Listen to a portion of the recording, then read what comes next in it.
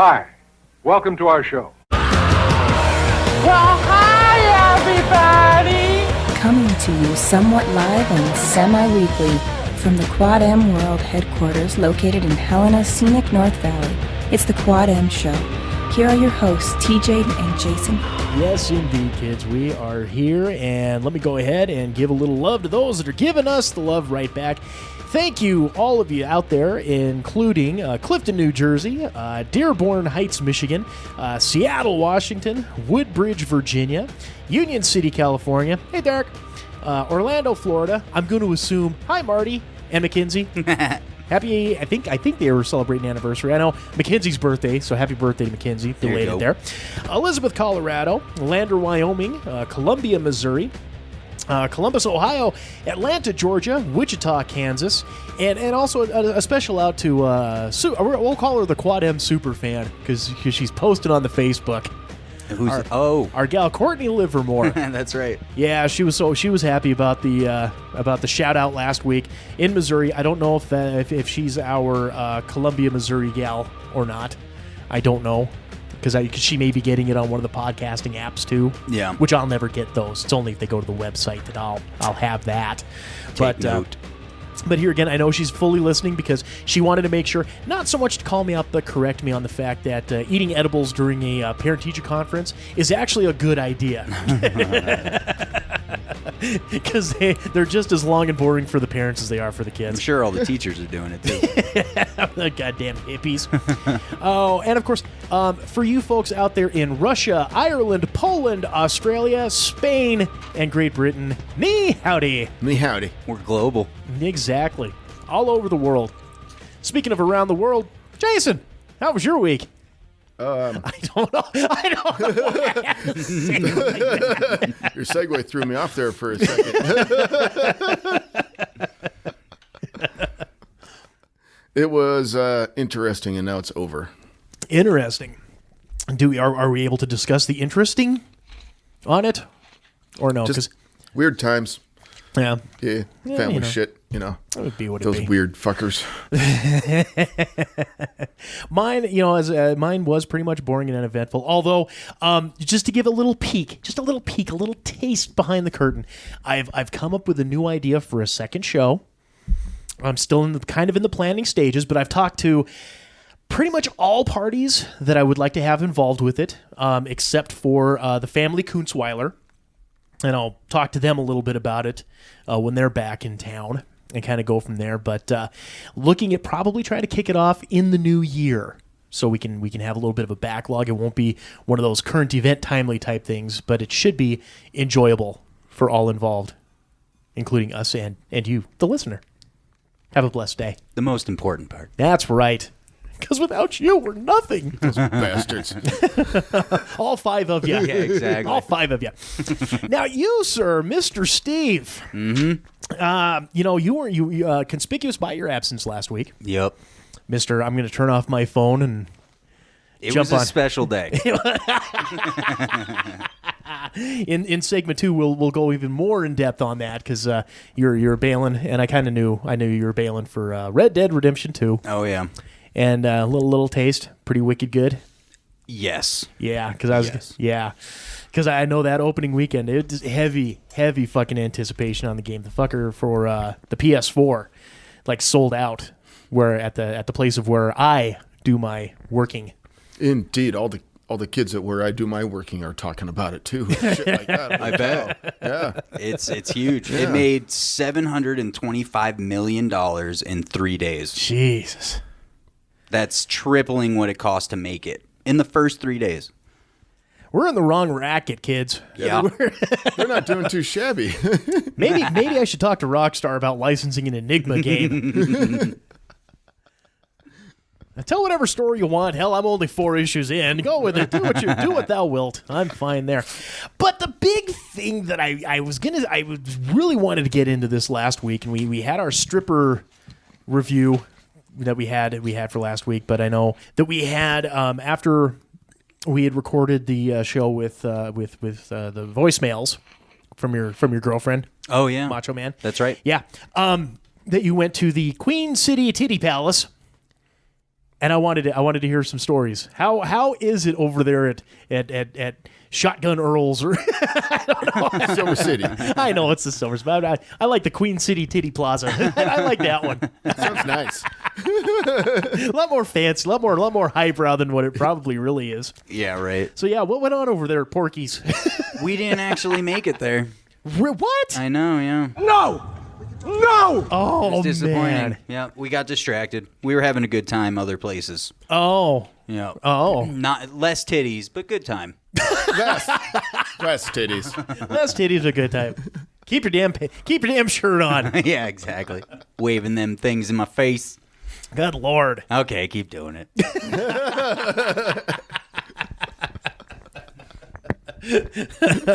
But honey, you told me I could have $1.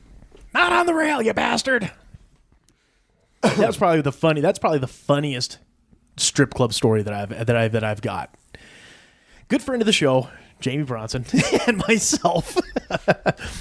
We're up in the town of Great Falls, and we were going to play on some playground equipment. For those of you in the know, you'll get that reference.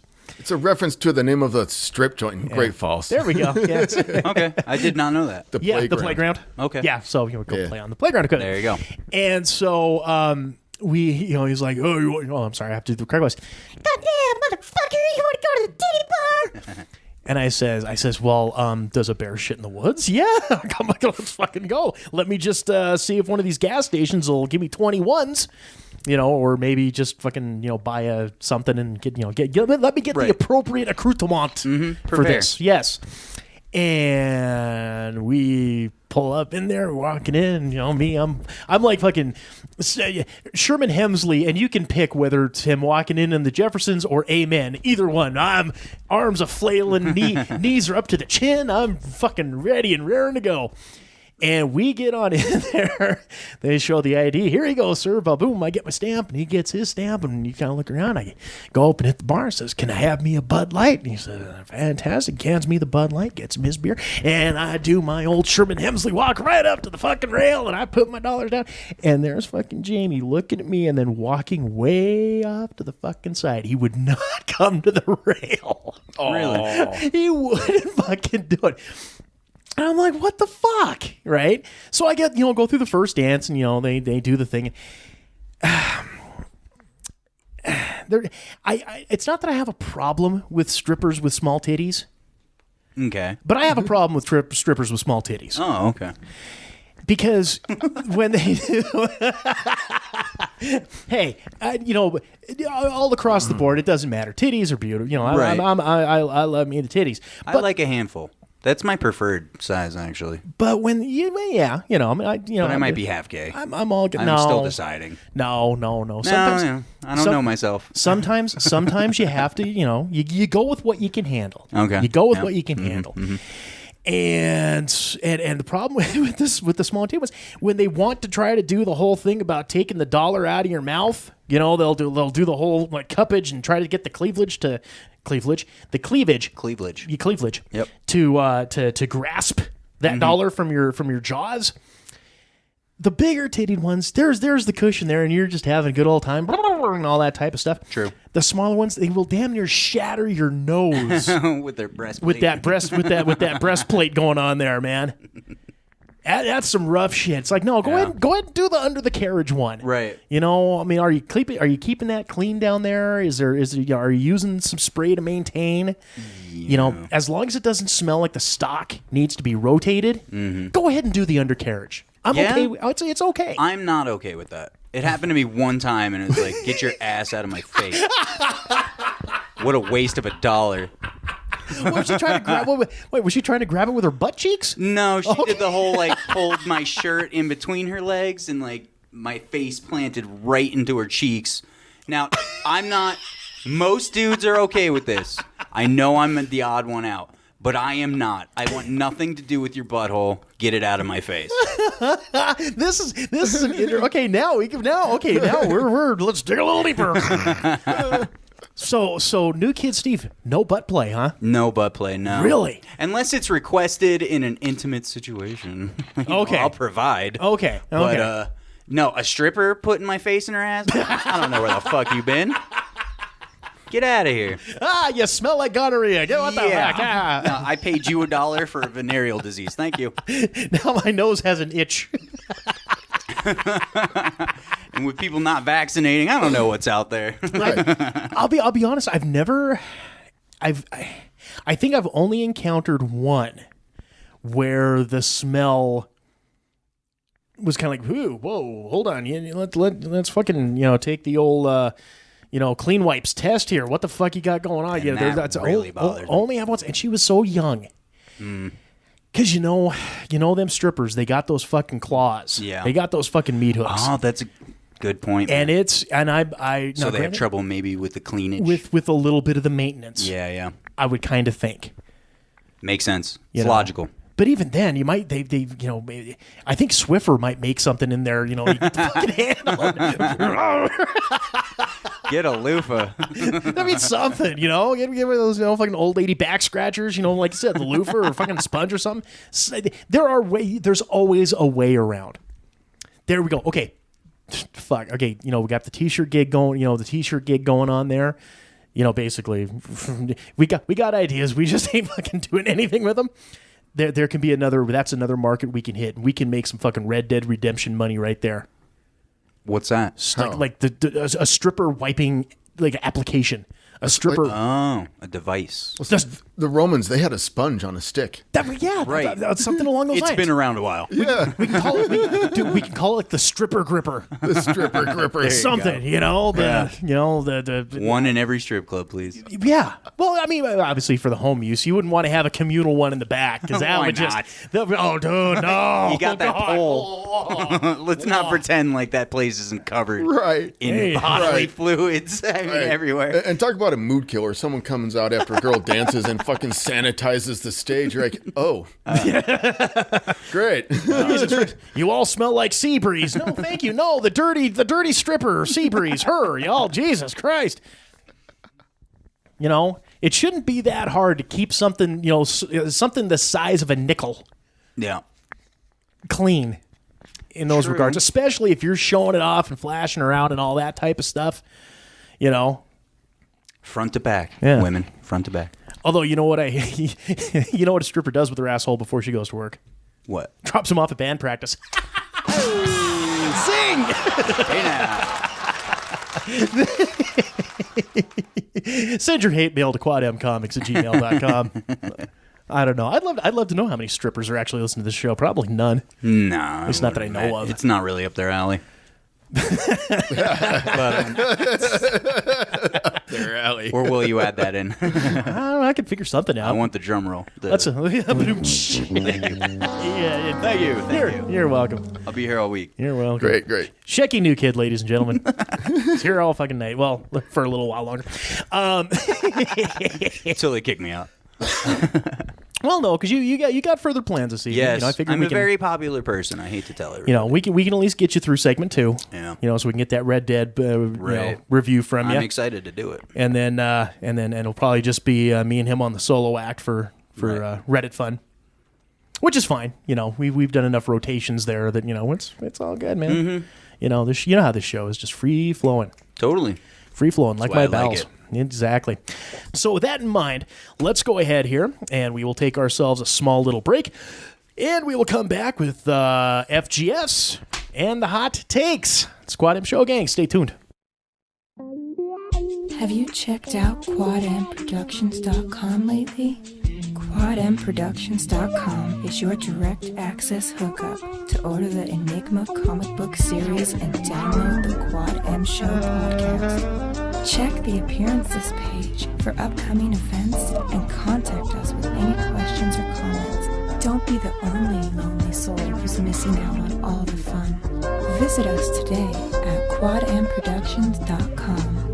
That's quadmproductions.com. You're listening to the Quad M Show. Segment 2. Welcome back to the second segment of this here Quad M Show. Again, we are your hosts. I'm TJ. And Jason. New kid, Steve. Welcome back to the show. And, as always, this segment is brought to you in part by Mirror Mirror Salon and Spa. Now, I know you folks are seeing those pics online and you're saying to yourselves, damn, how does TJ get that awesome hair? Well, kids, a small part of that is genetics. The big credit, however, goes to Shauna and all the fine folks over at Mirror Mirror. Now, if you're in the Helena area, make your reservations today to get your hair, nail, or spa needs met. Walk-ins are always welcome. If you go on in there, you tell them Quad M sent you, get yourself $5 off any of those services they provide. It's a hell of a screaming deal. Why not? Go out there. Do it today. Give them a call. Set up your appointment at 406-603-0644 or stop on in, 2043 North Last Chance Gulch. In Helena, that is Mirror Mirror Salon and Spa. Right on. Right on, right on.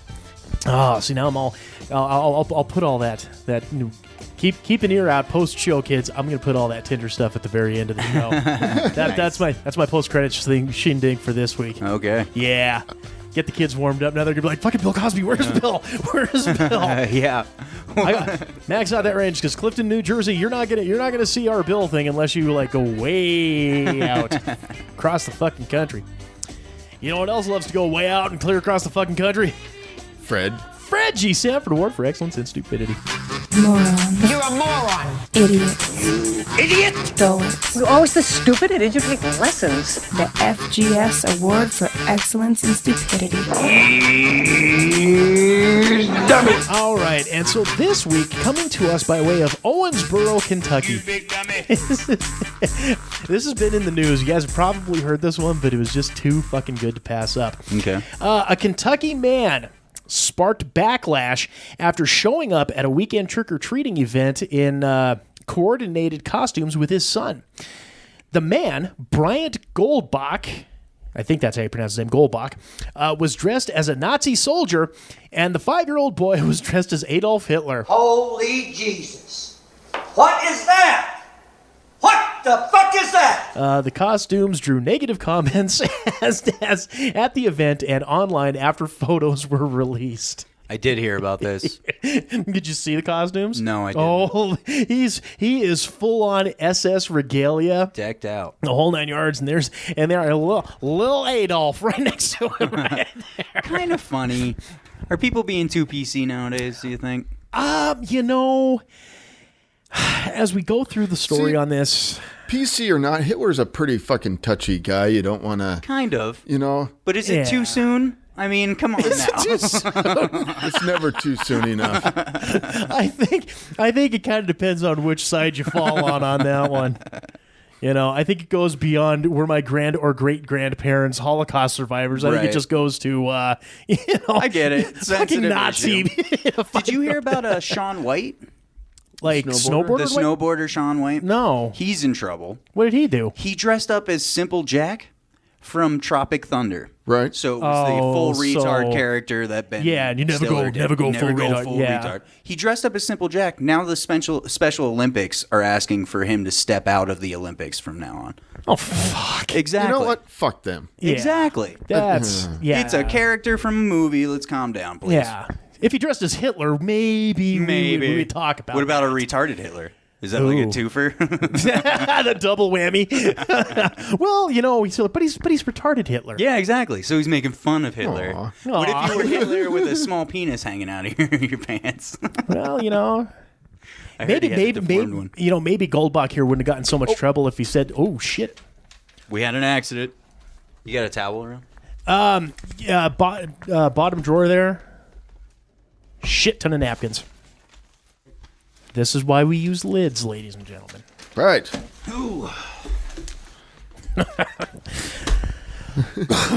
Saves you from Bill Cosby and damaging expensive It saves you electric from equipment. Bill and Bert. That's right. We can edit all that stuff out.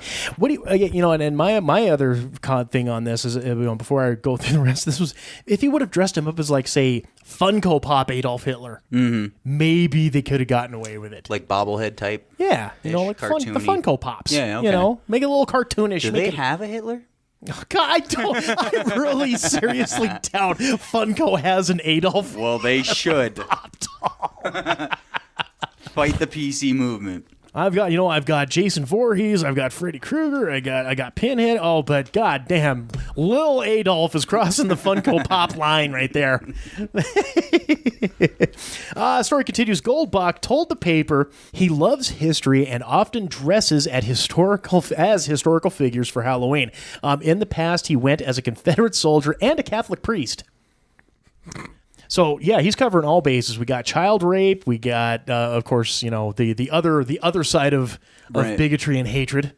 Goldbach lashed out in a Facebook post stating, "We saw people dressed as murderers, devils, serial killers, blood and gore of all sorts. Nobody batted an eye. But my little boy and I dress as historical figures, and it merits people not only making snide remarks, but approaching us and threatening my little 5-year-old boy. Yes, liberalism is alive and well, and we had the displeasure of dealing with the fruits of the so-called tolerant left." Fuck you, cowboy! Fuck all you assholes! I half agree. He's sugarcoating it a lot. Historical figures, I mean... Yeah.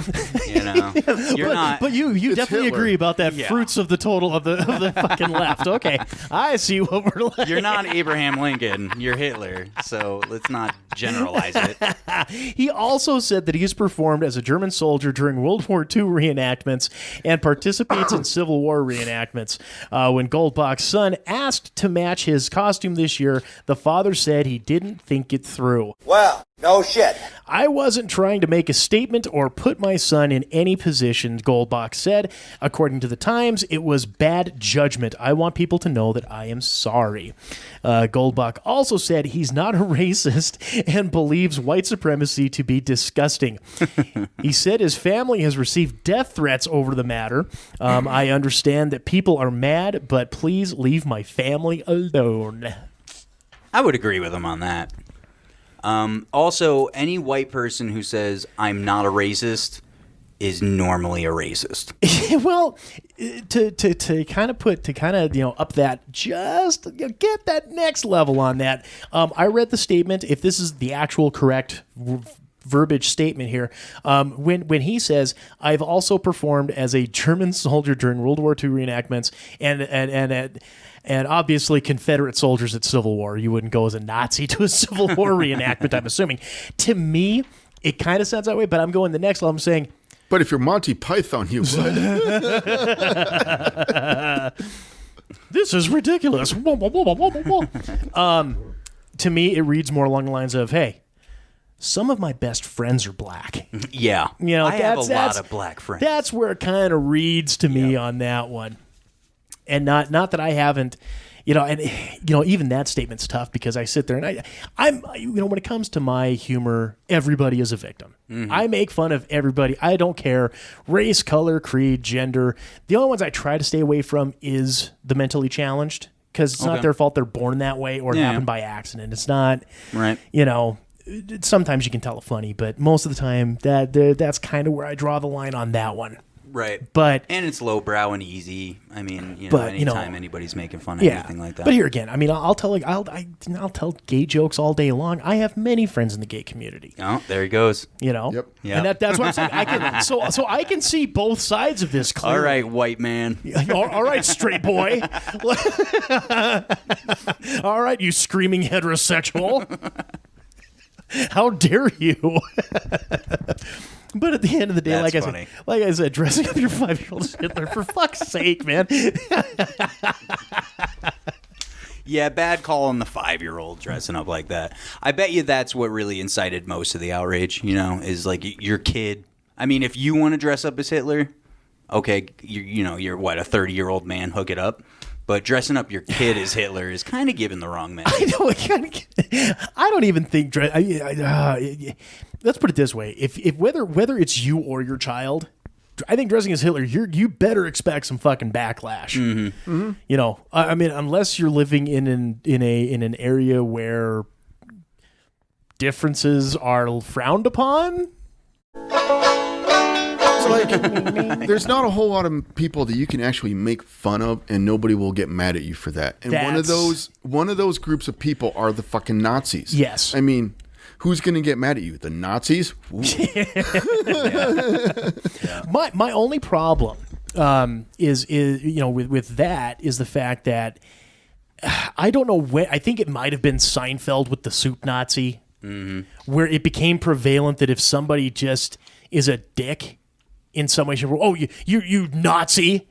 It's become so prevalent on that.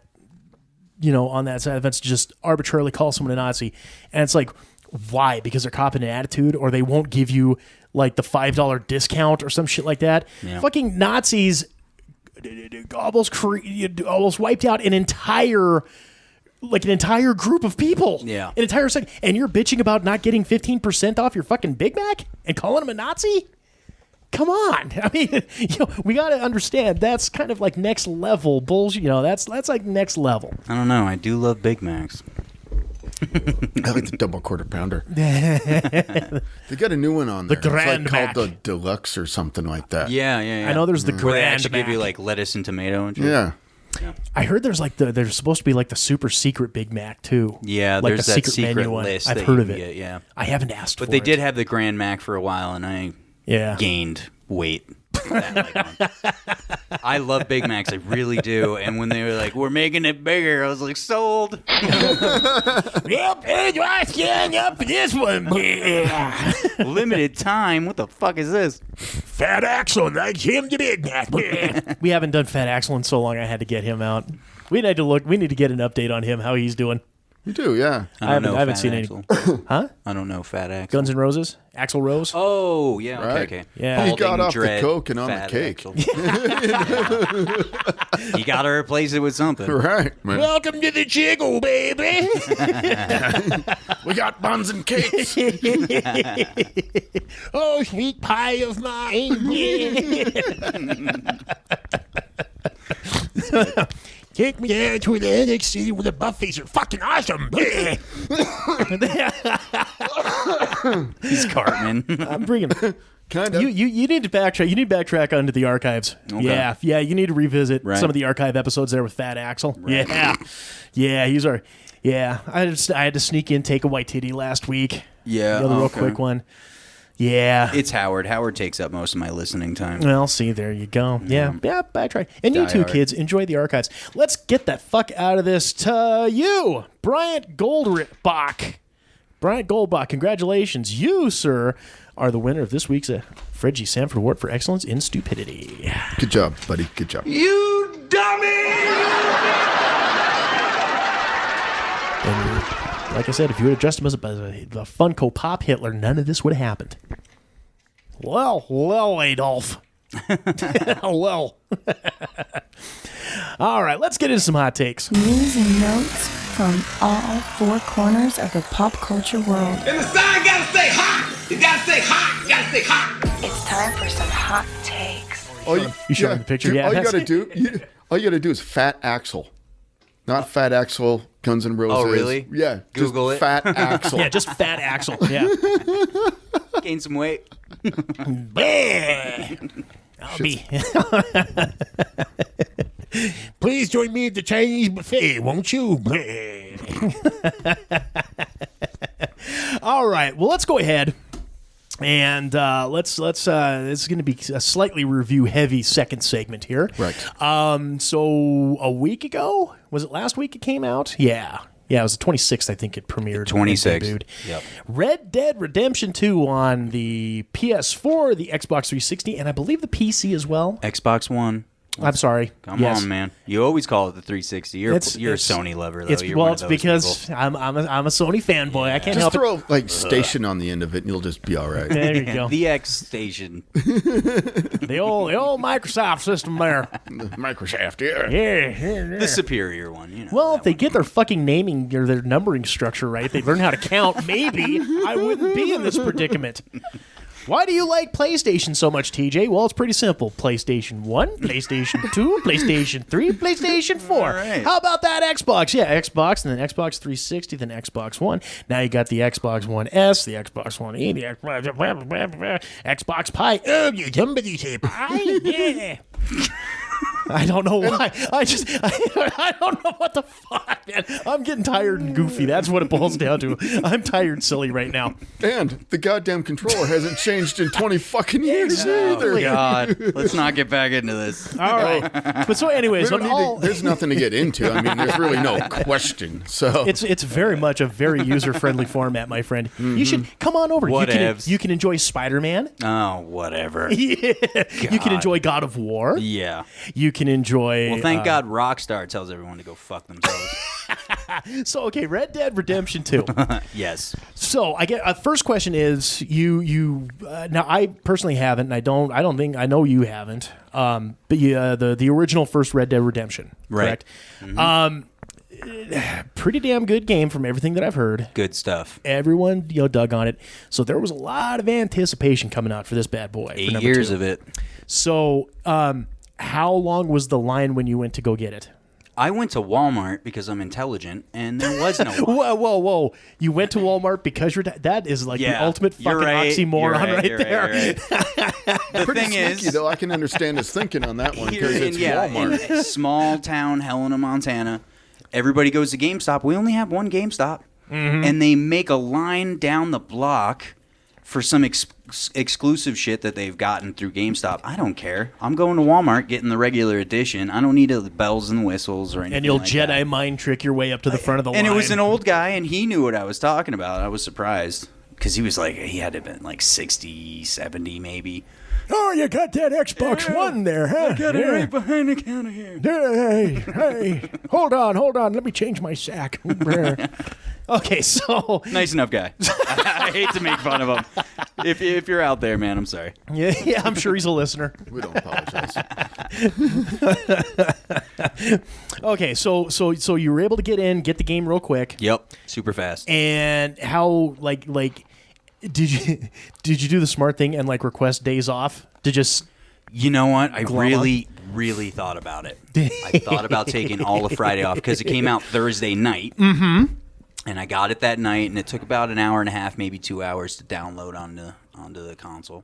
Sure. And I had to work the next morning, and I worked pretty early, so I just had to go to bed and wait for it the entire workday, which was the longest day of my life. Of course it was. Might have been. I'll be home soon, darling. I really did consider taking the day off, but I just couldn't justify it to myself. Like, why? Well, I'm going to be a cowboy. I'm gonna be a buckaroo. Yeah. Okay. You're fired.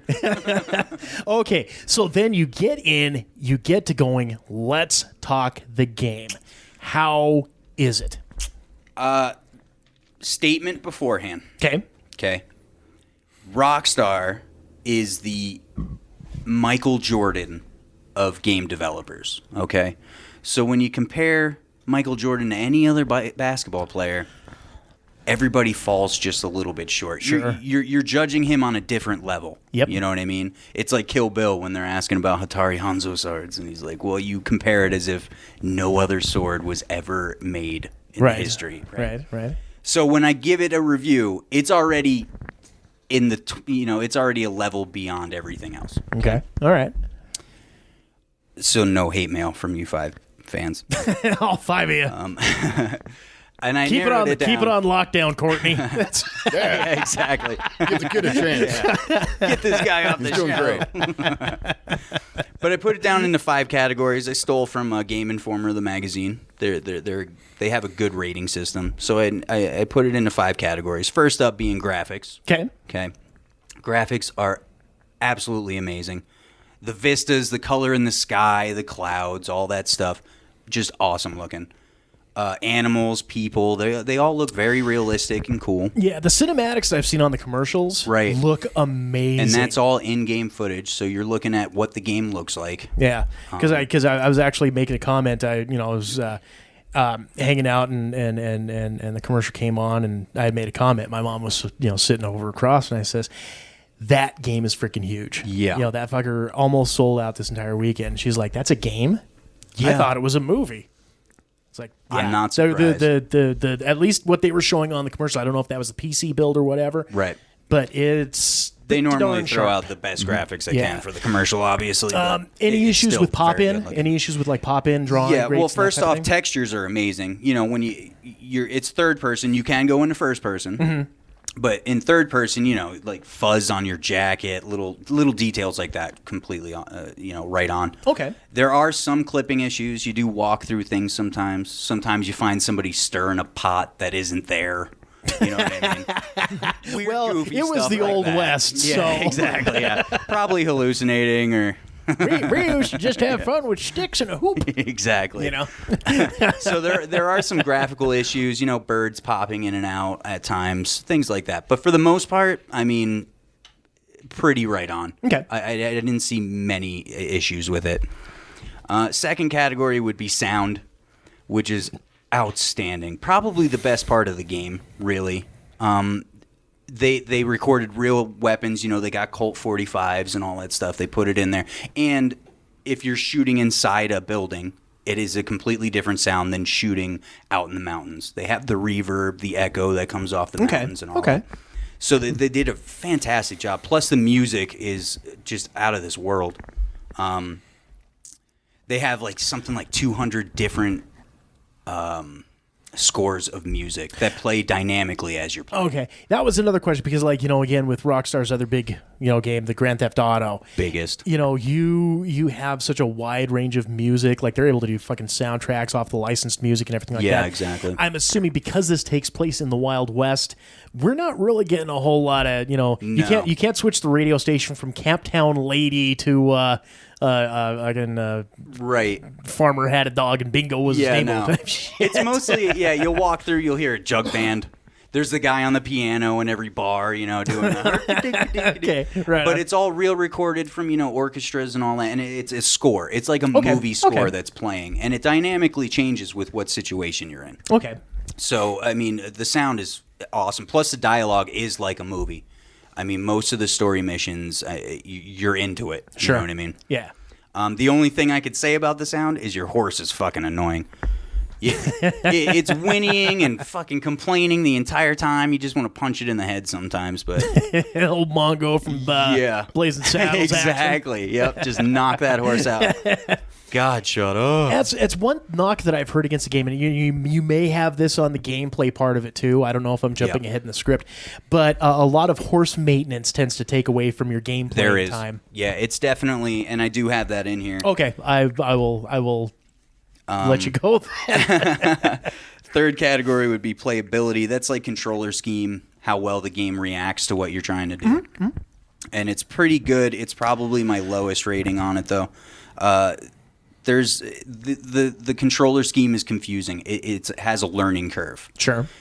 But it's because, and it's not to their fault, because there's so much interaction in the game that, you know, putting it onto a controller was almost an impossible fucking task to do. Sure. They did a pretty good job of it, considering how much you can do, but it does take a long time to kind of, you end up pressing wrong buttons a lot. mapping has a learning curve to it. Exactly, yeah. You have to get used to it. It's not really like any other game.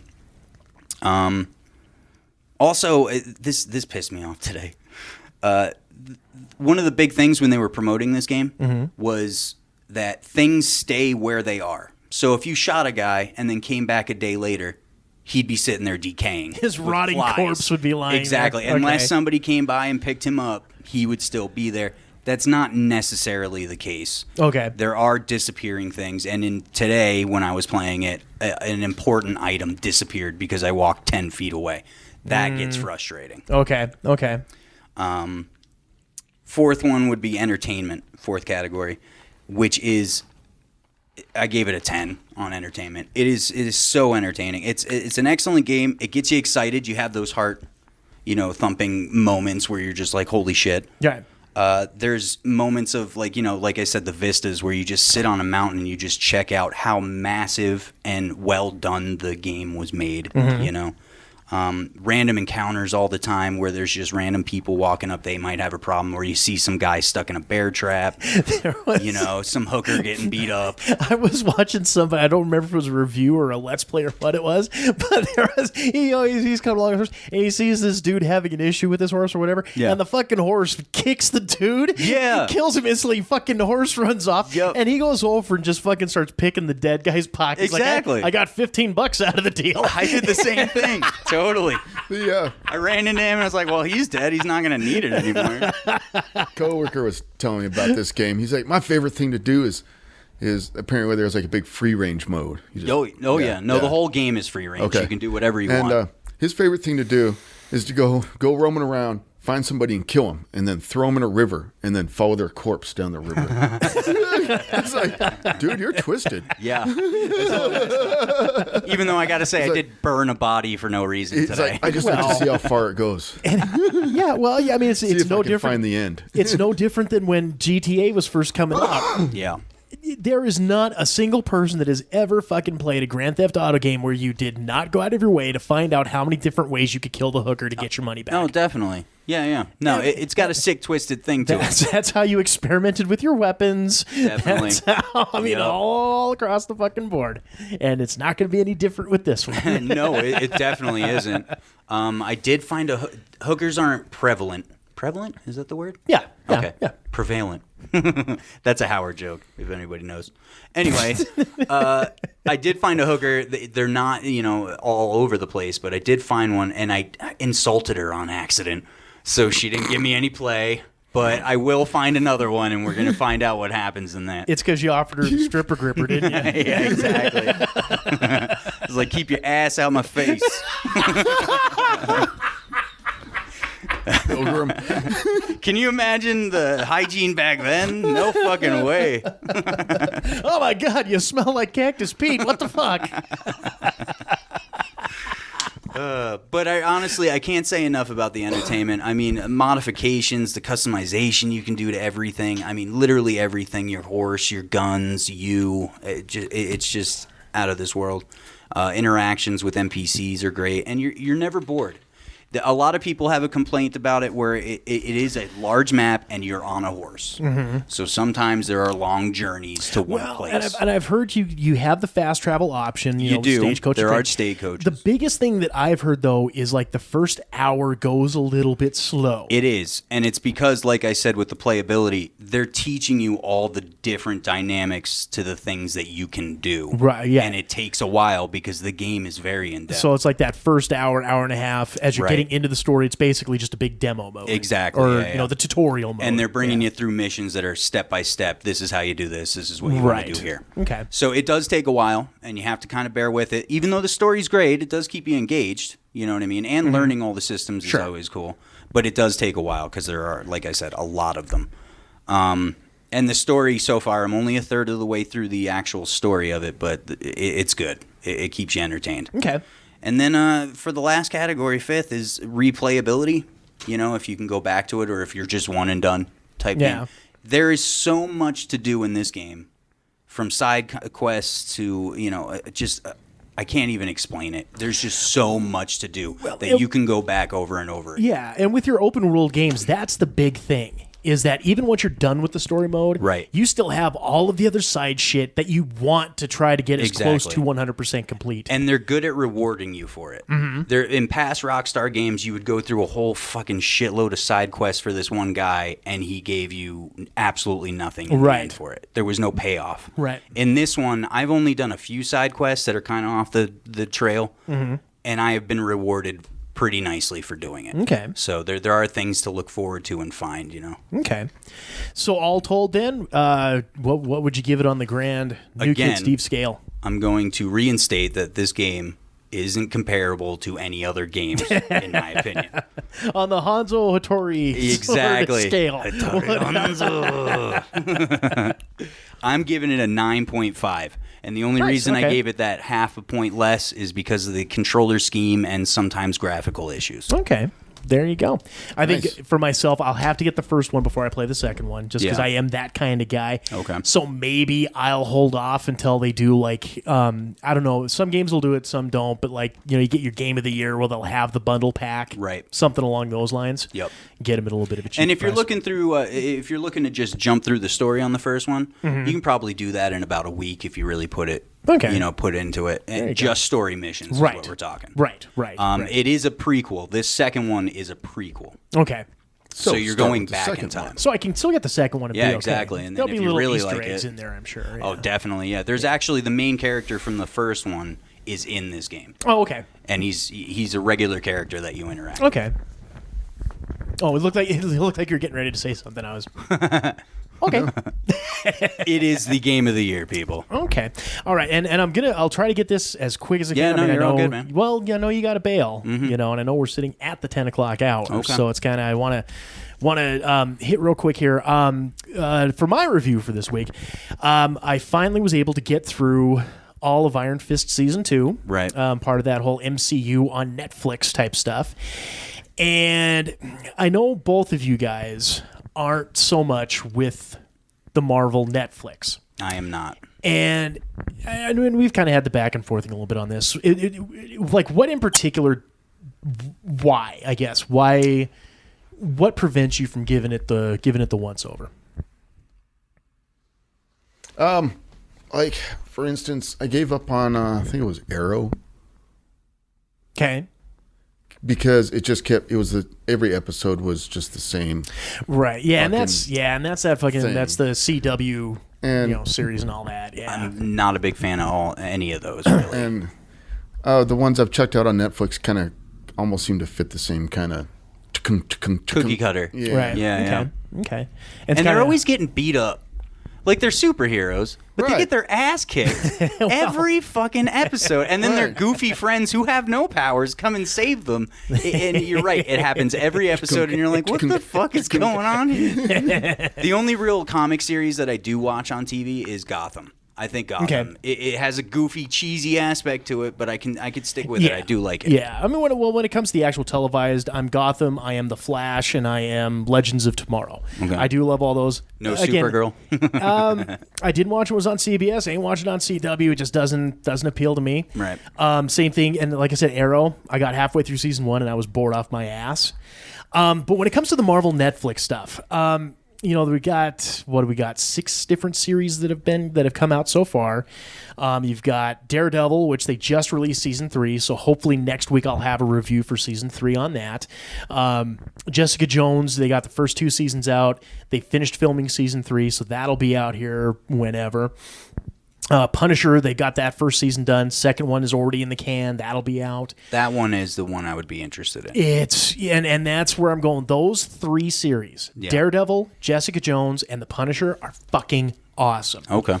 Those are the go-to ones. Those are the ones Right. that I will say, to any, off the street, like Jason, you've got, if you're gonna check out one, you've got to check out one of these guys. One of those, they're fucking great, and they're short, relatively, like 13 episodes. Now they're cutting them down to like 10 or 8 episodes, so it's not so much of a time investment on it.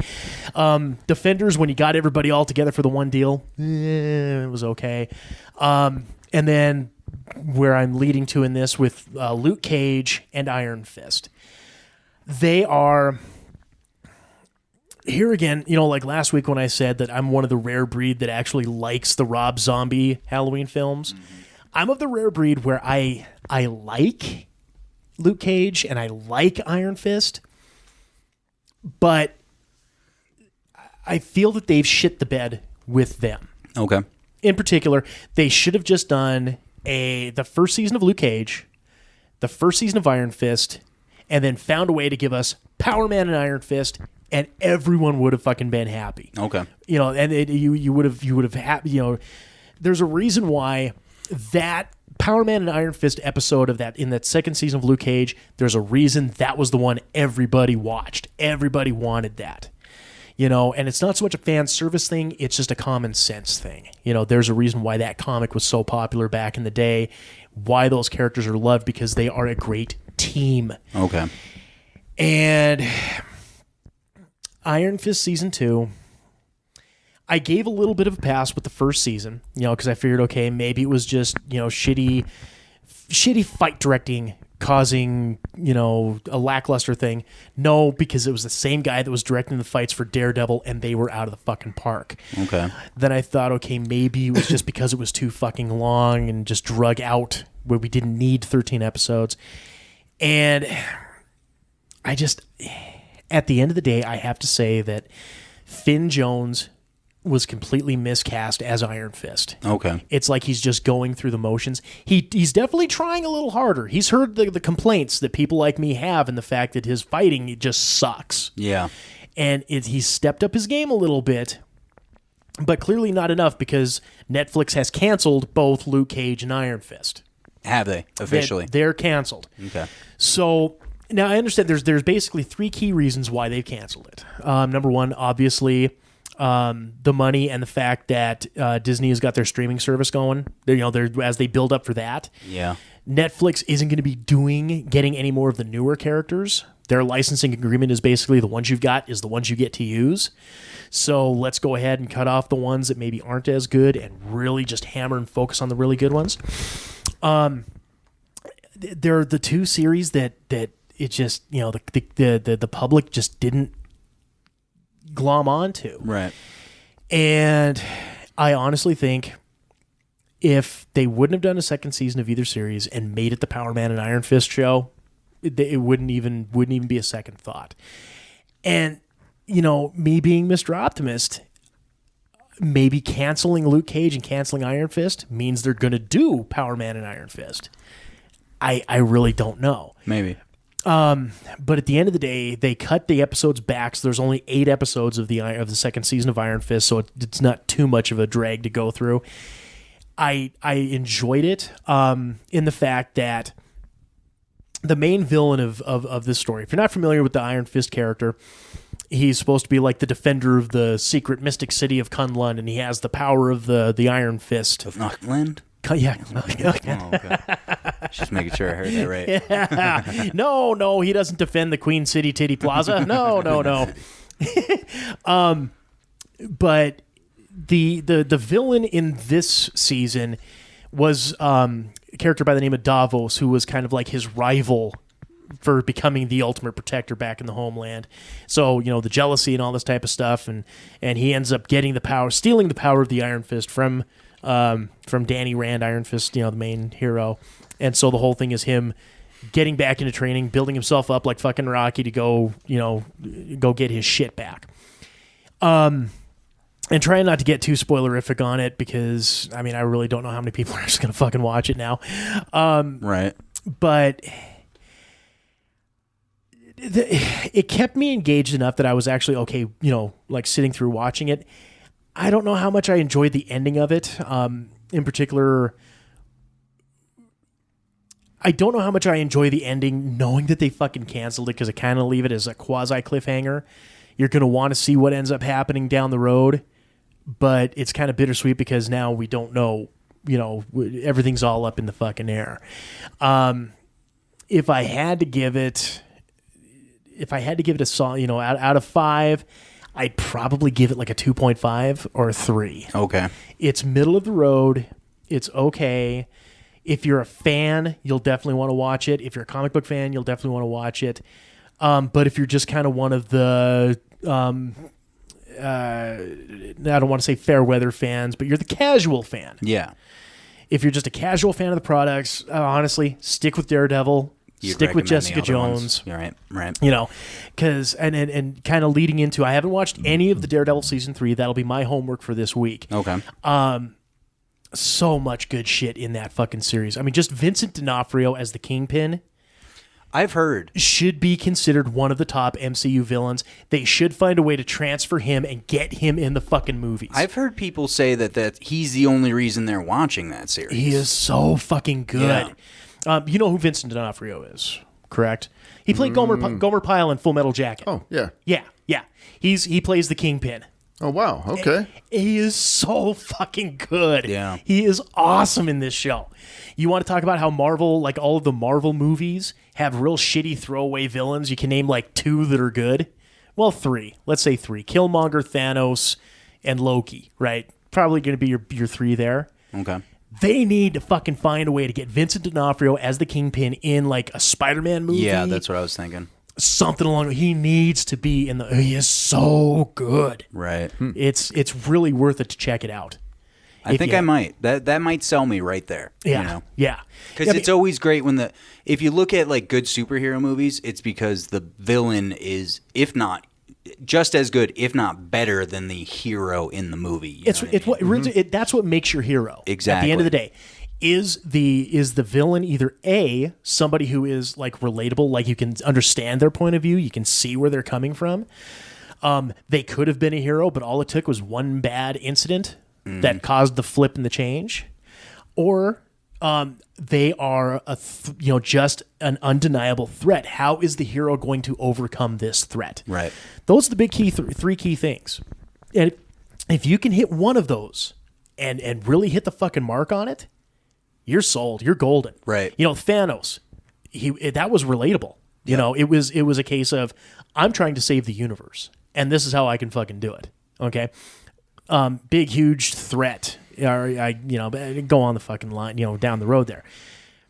But goddamn, I mean, just the way D'Onofrio plays the Kingpin, it's so fucking good, and I cannot wait to get my teeth into Daredevil season 3. I think you've sold me on Daredevil, and I think I'm going to check it out. If you can burn through it, right, by the time we get to next week's show, yeah. And Daredevil's a badass fucking character too. I mean, yeah. And very complex, Yep. And a lot of things going on there. Yeah. Be aware that first season, and it is quite a while ago, so it's not too spoilerific. It takes a while for him to get into his red suit. Okay. He's kind of in his like cheesy black spandex suit for a good portion of it, but once he gets the full red on, that's it's great. The second season of Daredevil is pretty good because that's when we get the Punisher in there for the first time. Okay. I can't remember. Is it played by the same guy? From the Punisher series? No. Okay. Well, because Thomas Jane was in that first movie with him and John Travolta. Yeah. And then you had I really wanted them to bring back Ray Stevenson. He was the guy that played Punisher in the Punisher Warzone.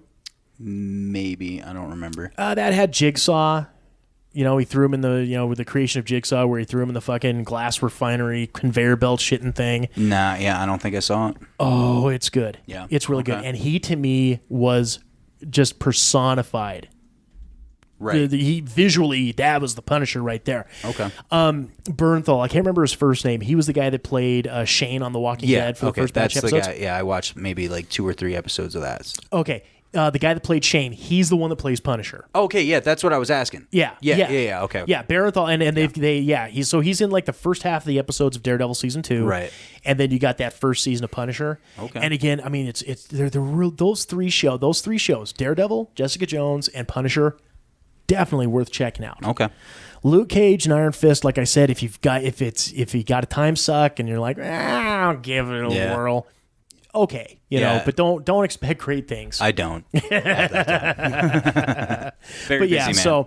So next week, like I said, hopefully I'll be able to get all of the episodes in, and if you guys are able to, kind of do try to catch up. The quick burn through. Like I said, they're only 13 episodes apiece. Yeah. So you may or may not be able to, depending on how much. There is Red Dead. I was going to say how much Red Dead you can set to the side for it. But Next 0. week we'll just have to call him Pilgrim and whatnot. I'm a cowboy. Okay. We'll call him Rootin' Tootin', Rootin' Tootin' New Play Kid some Steve. Bon Jovi for you and stuff.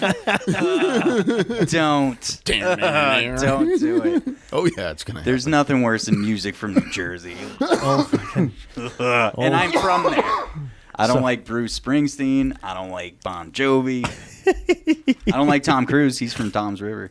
See there, finally I got someone backing me up. All right, yeah, we'll just call him Red Hot Rider. Oh, thanks, guys. Which way do they go, Pard? Well, fix your wagon, Pilgrim. Nice. I'm looking for the masked marauder. Screw you guys. I'm going to be a cowboy. Look at me go. I'm a riding side saddle. I really got nowhere to go. I just want to go back home and play Red Dead. All right. Well, let's go ahead here. We will wrap up this second segment. This is PS4 texting him, hey. He doesn't have a PS4, remember? Hell Oh, no. it's his Xbox. Yeah. Xbox. How texting dare you, sir? All right, whatever. It's your console texting you. Hey, baby. Yep. Maybe it'll call in. Leave a voicemail. Hey, Steve, where the hell are you at? These buttons aren't going to touch themselves, you know. Getting real cold over here. Freak out, yeah. Come on there, cowboy. Let's saddle up, yeah. Why do I come here? Because it gets you out of the house. Yes, it does. All right, we will be back with Reddit Fun with Jason, kids. It's a Quad M show. Stay Bye, tuned. everybody. Oh, yeah. Bye, Steve. Bye, Steve. In a city where corruption rules the streets, only one man can stop the serial killer known as the Blood Bandit. James Kurt, a former police officer turned private investigator, must race against the clock to stop the madman before he achieves his ultimate diabolical goal. When JK's brother Alex is thought killed in the line of duty and mysteriously returns with no memory of his past life, the stakes are raised even higher. Enigma, the comic book series from Quad M Productions, written and illustrated by TJ Damon, with colors and effects by Jason Vickers. Enigma. Order your copy at quadmproductions.com today.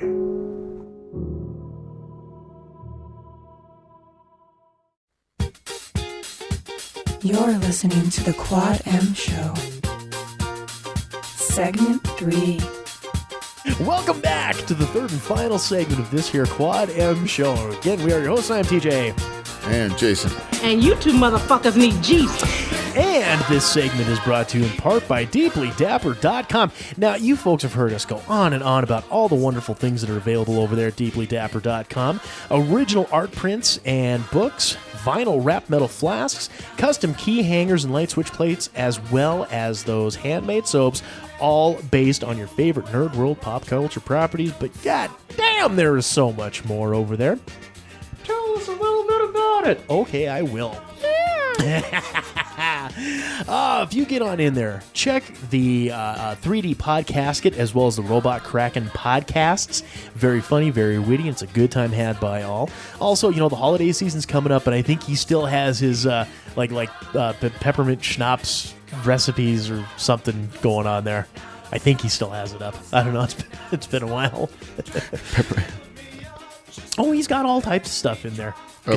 You said a peppermint schnapps recipe? Well, like for the drink? No, something involving schnapps. Something along the lines of maybe some hot schnocklet or something along those lines. I know there's a peppermint stick involved. I swear. It's not just Cthulhu Christmas cookies. And yes, Chris, you can steal that. You can use that idea if you so choose. Cthulhu Christmas cookies. Awesome, dude. From the Deeply Dapper kitchen to your door. Fucking A. What are you waiting for? After you're done listening to us, hop on over, give them a visit, deeplydapper.com. Once again, deeplydapper.com. Better living through tentacles. Tentacles. Indeed. Yes. And we have no soap, shampoo. No. Kind of lost me with the Cthulhu or cookies. What I was gonna say, was it the Cthulhu cookies or the peppermint schnapps? Not the cookies. 'Cause I was picturing like a nice look like gingerbread type of cookie with the tentacles, with tentacles all over, with like little bells and fucking what are the candy canes and shit like that in its tentacles. It's almost like a Cthulhu wreath. Cthulhu wreath. Yes. Go ahead and use it, Chris. I won't even charge you. That one's free of charge to you, buddy. Right. You know what else throws people for a loop? Dramatic pause. Reddit Fun with Jason. Reddit Fun with Jason. And a calculendous pause right there. We're all about the drama. Dramatic pause. Right. Because it's not really like an Ask Reddit or something like that. Well, it comes from Ask Reddit. Okay. But it's kind of like weird story time. Oh, okay. So this one will be a little involved. Yeah. Okay. What generally well-liked celebrity or athlete has had a dark past that many of us may not know about? Ooh. the one that comes to mind is, and I don't know if it's so much a dark past, like they did something shitty, but the whole Jack Nicholson finding out about the truth about his mother. Right. That's one I always go to. For you kids that aren't quite sure, Jack Nicholson, right around the time when he was filming Chinatown in the mid to late 70s. When he was 37. Is it in the thing? Oh, winner, chicken fucking dinner. Yeah, right? Winner, chicken dinner. I don't think so. Winner, sheen dinner. Yes. It's not the number one, but it's in there. Okay. Well, then I will hold off on story time and I'll let you kids simmer on that then. Right. That's what we call a teaser. And I don't really know enough about him to know his secrets. So I don't really know anything. So this is going to be an entire learning experience for me too. It's not much of a secret if fucking people know about it, but maybe you don't. So there we go.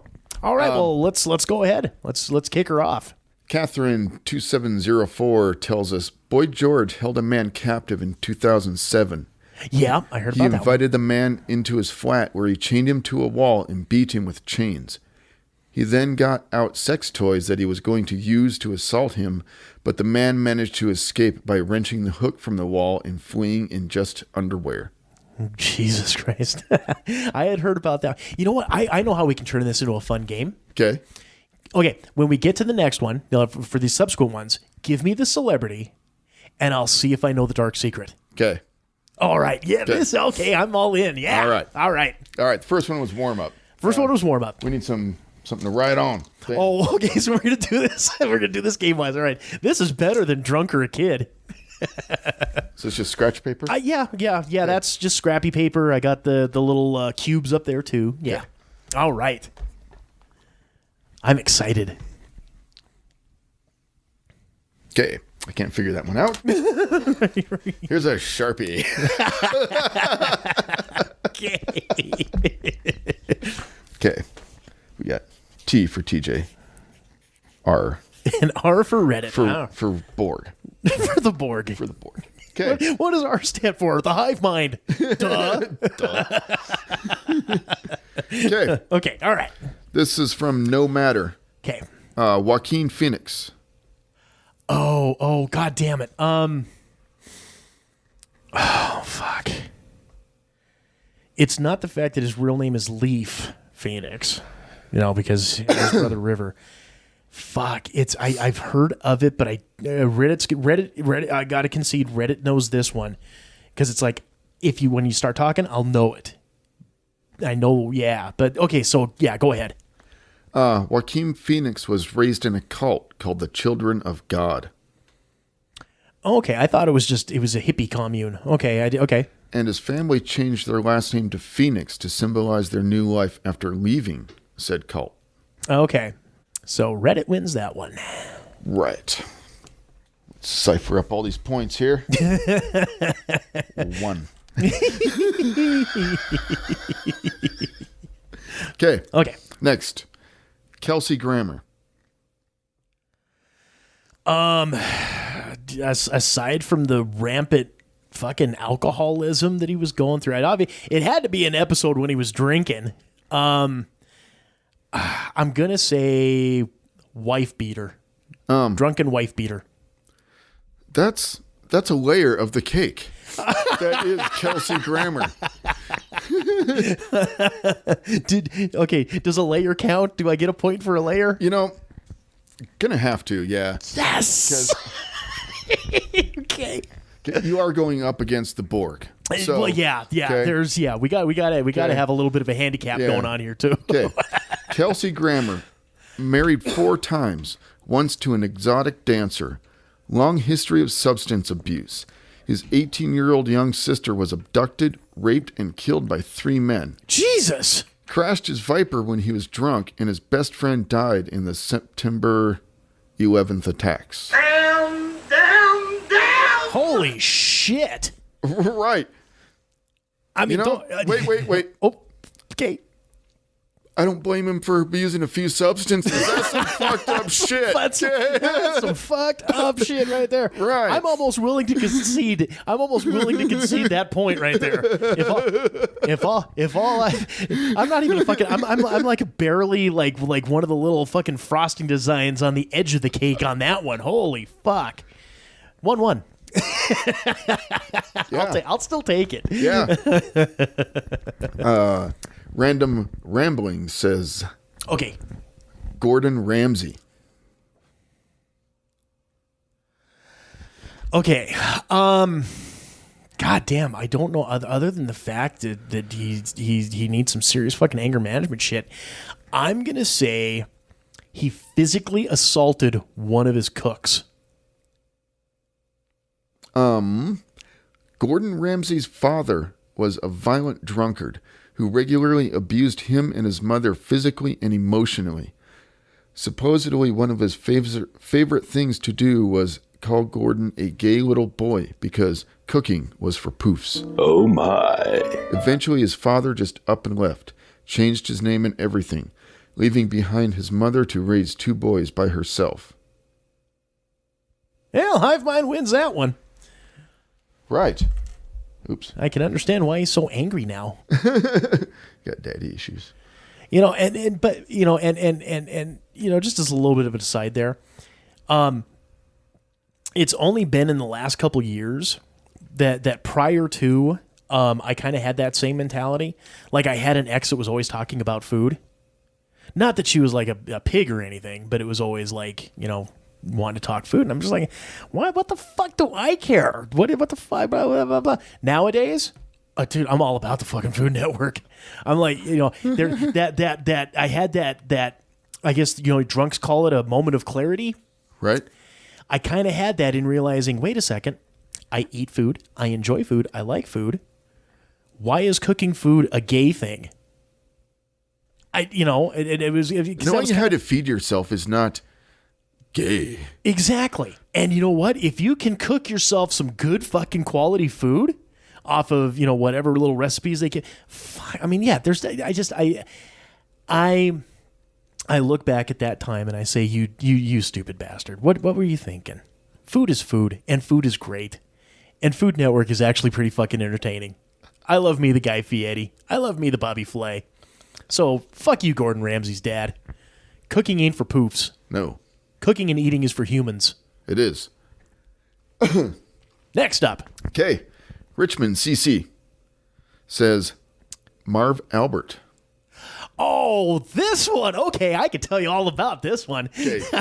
Wait, don't just give us a simple story. I can sum it up in one sentence.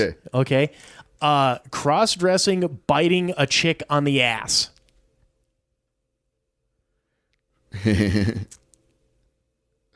Forced a woman to give him oral sex.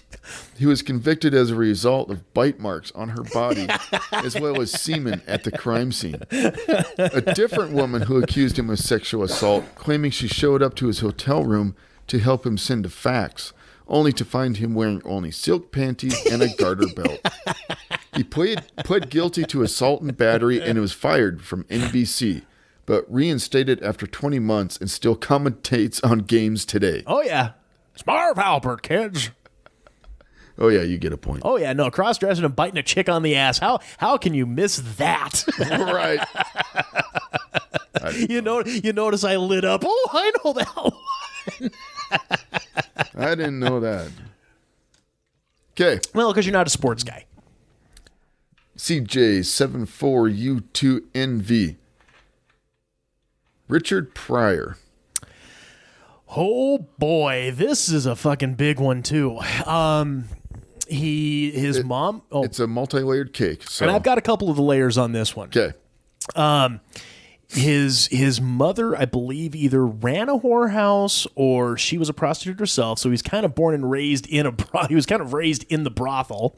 Born to a prostitute who abandoned him at age 10. Yeah. And then, of course, there's all the fucking crazy antics. The drug-fueled cocaine freebasing antics that went on with him and his wife. I can't remember if it was the second one or not. whichever one it was. But there was all that shit. There was the big one. It's not much of a secret, but him lighting himself on fire while freebasing, because that was a big fucking joke back in the 80s. Yep. And then I want to say, there's another really good one that's fucked up, and I can't generate it in my mind. But please, feel free. Okay. I gave you Born to a Prostitute Who Abandoned Him at Age 10. Mm-hmm. We'll just give you a point for that for a layer on the cake. Thank you. Because that's how we played the other one. So that's right. As long as I get at least one piece of the puzzle, that's okay. Okay. Now, he was raised in a brothel by his grandmother, who was the madam. Oh, okay. Okay. Raped at 6 by a neighbor. Molested by a priest. Expelled from school at 14. Jesus Christ. Right. It's always comedians are always have the darkest shit. And then you look back and you're like, man, maybe there's a reason they did that cocaine. Yeah. Yeah. There's nothing, it's like everyone talks about, comedians have, why are they public persona, when they're up in the stand-up and they're the funniest motherfuckers in the world, but you find out like behind the scenes they're miserable pricks. And it's like, that's why they're fucking comedians. It's their escape from reality, or talking about how shitty their past history was or their shitty their life was, and turn it around to at least, it's like their own version of therapy. Kinda. At the end of the day, right? Yeah, because I mean, it's one of those things. The sad clown, the funniest people usually have the darkest shit going on. Yeah. So I mean, it's I could sit there and say that's surprising. It's actually more tragic than surprising. And there's a fucking down note. What's next? Okay. Gotta get my pen out here. I know some stuff is gonna happen. Okay. Yep. Some points are gonna be points will be had. Womp, 1970. Jack Nicholson. Okay, so again, a multi-point based on the layers of the cake. Which I was getting into. Jack Nicholson, at the time that he was filming Chinatown, had come to find out that the person he thought was his mother was actually his grandmother, and the woman that he believed growing up as his sister was actually his mother. No, that's the truth, but that's not what they have in there? No. Oh, because the whole thing on that was, in that era, it was very frowned upon to have single parent, woman having children out of wedlock type of shit. And so to try to save face, he was raised, and everyone in town was all kind of the same thing, that the woman he thought was his grandmother was actually his mother, or woman he thought was his mother was actually his grandmother, and the woman he thought was his sister was actually his mother. That was the big one that I was thinking there. What do they have? I'm going to see if that's because you were arguing it. So I'm going to see if there's. Yeah, I got to call some shenanigans on that point, because I know that one's the big one. I mean, I even read that. Once I had heard the rumor on it, I even went through Snopes to get the rundown, and they confirmed everything that that I had heard and knew, and yeah, that's the big story. What they have is the woman he thought was his sister was really his mother. Mm-hmm. She was 18 years old when she gave birth to him. The woman he thought was his other sister was really his aunt. Right. Because his mother was so young when she gave birth, her parents chose to raise Jack as their own son, and thus everyone thought his mother was really his sister. And he didn't find this out from family. Time magazine was researching the actor and found this out and then revealed it to him. Okay, see, I didn't know about the Time magazine part about it, but that's pretty much what I said. You said grandmother. Well, that his mother's mother would be, because the parents, the parents of his mother raised him as his own. That would mean that he thought his grandmother was actually his mother. Right. Yeah. The only part of that I didn't know was that Time magazine had revealed that. The woman he thought was his sister was really his mother. Right. Yeah. So by proxy, he thought grandma was his mother. Right. That's fucked up. I know. And the fact that, but what makes it even more fucked up was that he found out by Time magazine. I wonder if they like told him in private or something. That's not something you like print in a magazine or catch him on video or something. I wonder how they pulled that off. If they were like respectful and decent about it and were like, hey, you know, you would think, you know, in today's world, fuck no, TMZ couldn't give two shits. Right. They wouldn't fucking. Back in those days, there was actually a little bit more responsibility in the reporting. I mean, obviously, I'm not going to fucking go call Jack and say, hey, you know, how did they fucking, you know, play that? Because it didn't seem, you know, reading forward that there was any, you know, it was shocking to say the least, but there wasn't any like legal action or anything when the story came out. So I'm assuming they gave him the heads up first. Right. I would think. I think they would. That's kind of personal. Kinda? Yeah. Just a wee bit. Right. How's the score sheet looking there? TJ 4, Reddit 2. Yeah. Right. Let's keep this train rolling. Right. Reddit's going to pick up some points here. Because this guy writes books without pictures. Is this a Stephen King thing? No. Oh, okay. Crispy Shizzles. Gary Paulson. Who the fuck is Gary Paulson? Author of award-winning novel Hatchet. Okay, I got it because I don't know who the dude is. Don't know the fucking book. I know nothing of this. So yeah, I can't play this game. Right. So apparently had a horrible childhood. One of many horrors he experienced when he was 6. He went outside for a walk and was grabbed by a homeless man who tried to touch him. Gary's drunken mother appeared and beat the man to death. Jesus Christ. Fuck yeah, Mom. There you go. I was going to say, way to go, Mom. Good on you. Right. That's how Mom's got shit done. Yeah. And nobody said a word, because back in those days, you could beat a homeless man to death and nobody cared. Yakety yak, yakety yak. Don't talk back. Joe Clark 5. Chuck Berry. Oh, Johnny Be Good? Chuck Berry?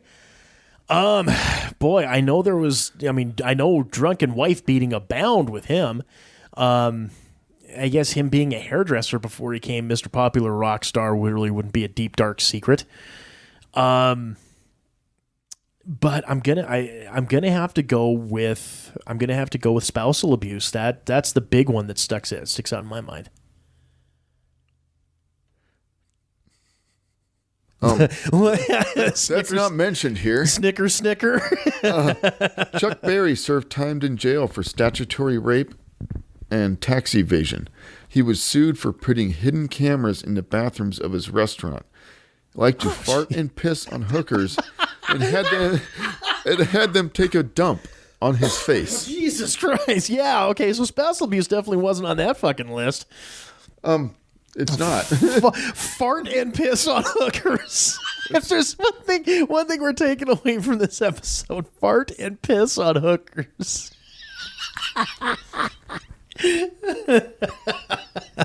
Jesus. I accidentally hit expand comments. Oh no. Apparently Chuck Berry's pretty fucking fascinating.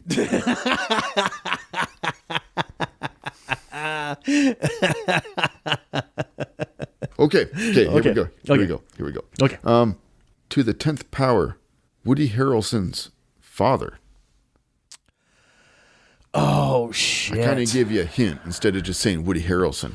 Yeah, I know. And I was reading something in the news right now that he's still trying to get him out of fucking prison, too. Because there's a whole thing about it right now about him. Like Woody Harrelson believes that he's wrongly accused for whatever the fuck it was that he did, but I don't know the specifics on what it is that he did. All I know is Woody Harrelson's like out there, free my dad, free my dad. But like I said, I don't know the specifics on it. Okay.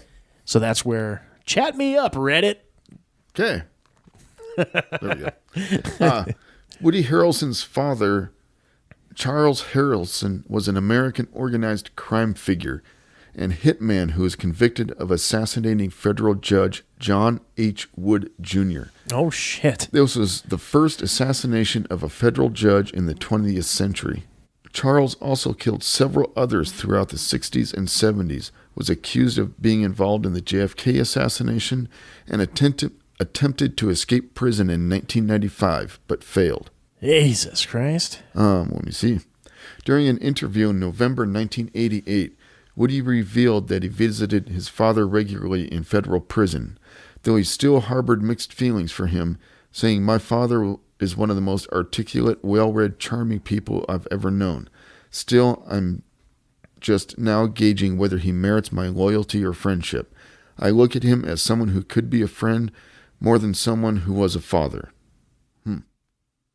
Wow. That's some dark shit right there, too. Wow. Do I get a point for knowing that Dad was in the pen?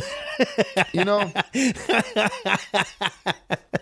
it's even right now, 4-4. We're going to play up to 10, or first to 10,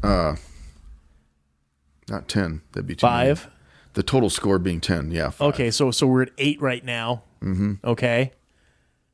Is that with Woody or not? What? Is that 4-4 with the Woody Harrelson or not? I forgot. If I gave you the point, you'd win. Well, we'd only be at 9. Yep.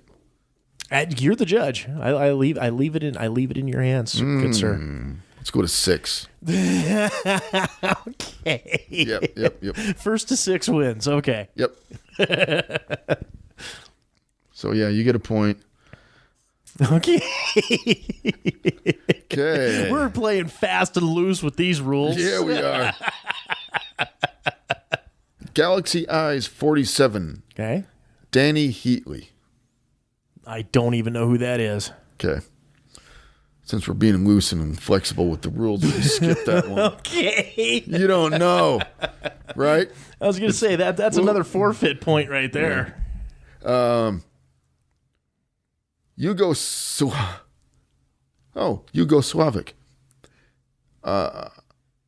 Henry Rollins. Oh. Henry Rollins has some dark shit on his ledger?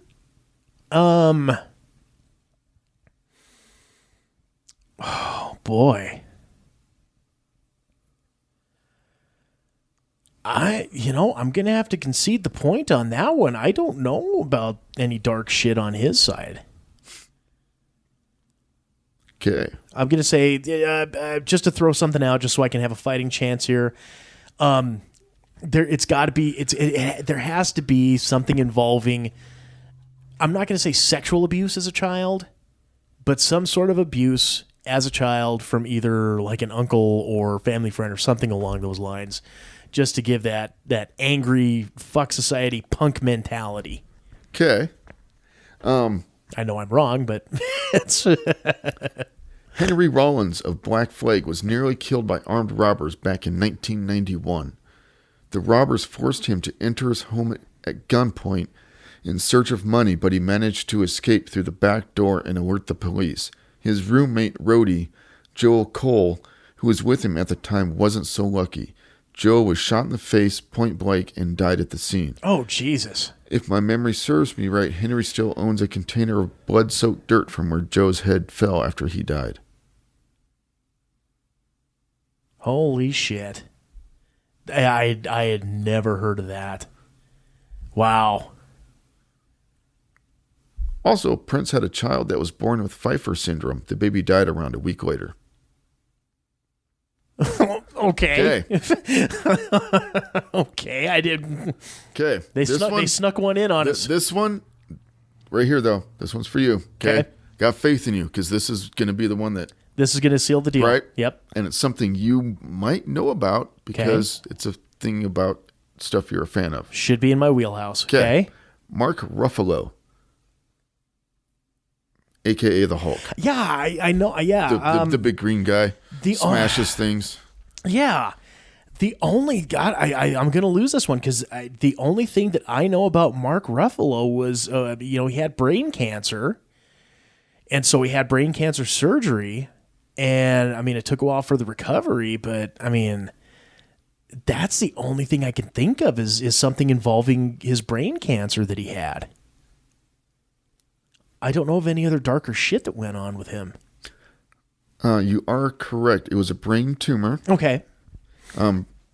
Tumor, cancer, whatever. Yeah. Yep, it was right around the time his wife was about to give birth to their first child. So you get a point for the win, I guess. Because that's the way the rules are going. Because that's loose, like my bowels, fast and loose. Indeed. I you know what? Just for fun, I want one more if we can. This is good. I like this. Well, right after the brain tumor, his brother was murdered. Either that or OD'd. Says I'm not sure. Okay. Yep. And apparently he was in a bad financial situation for a while until he got the Marvel role. Right. Yeah, I know, because that was kind of the big deal right there was when he got that. But yeah, and like I said, the tumor was the only thing that I knew about. I didn't know about his brother. Ivan Batsky Trovov. Real quick here, I just want to say, as one quick aside, okay. I'm surprised nobody has brought up Jamie Lee Curtis throughout any of this. Because you know her story, right? The whole thing about whether or not she's a hermaphrodite. Who? Jamie Lee Curtis. Hermaphrodite? You haven't heard about that rumor? Oh, that's been going on forever. Whether or not she's a fucking hermaphrodite or not. Because, the whole thing about her being named Jamie Lee, like very androgynous names that can go either way, as opposed to the fact that her mom's name is Janet Lee, that whole aside. I got a cousin named Bobby Joe. And she ain't no boy. but it's, I don't know where it all stemmed from, but that the whole rumor mill is the fact that her Janet Lee and Tony Curtis gave her the name that could go either way in case when she decided to pick which gender she wanted to be identified and had the operation, she could just keep the name. When she married Christopher Guest, they've never actually had natural born kids. I think they have 2 kids. Both of them are adopted. No, there's like a whole thing on this. And it's I'm not going to confirm one way or the other. I don't fucking know. All I know is we've seen her titties, and everything down below. It's like, that's private property. We don't. When I hear shit like that, all I got to think is, oh my God, that's what happens when no child is left behind. No, it's what happens when guys go snooping around on Snopes. It is a rumor that is unconfirmed. Yeah, like who came up with that? Yeah. But it's been floating around since the 70s. Like, I think it was either right after, not Halloween, maybe prom night or the fog, something. But it was around that time, like late 70s, early 80s. That rumor has been going on for decades. And I don't think she's ever publicly come out and confirmed or denied either way that I know of. But I'm sorry. Okay, let's one more on this guy. We'll give one more on this guy. Fran Drescher. Dear God. Oh, fuck. Here again, I don't remember seeing any Hollywood true Hollywood stories on her ass. Boy, good thing we only played to 6. I don't know. Right. 2 gunmen broke into Fran Drescher's home and raped her and her female friend while her husband was beaten, bound, and forced to watch. Jesus! Then they ransacked her house and stole her stuff. Really messed up. God damn. Did it give a year, like time frame when that happened? Like whether she was already like celebrity at that point or... Yeah. Wow, that never came up on the fucking news wires. Apparently her husband left her when he realized he was gay. They divorced in 1999, and then she got uterine cancer in 2000. Holy bejesus. Wow, so she fucking hit the shit jackpot there. Wow. Okay. I'll never make fun of her voice again. All right. There you go, Reddit. Pulled one on TJ. Well, we're all knotted up 6'6" now. Yep, 6'6". You got to 6 first. Everybody knows Vince Neil fucking killed somebody. Yeah, the Hanoi Rocks guy in the car wreck. Everybody knows about Rick Moranis. That his wife died and he quit acting to take care of his kids? Yeah. Okay. Yeah, that's basically it. I was going to say, that's the only thing I know about. That's the whole TLDR.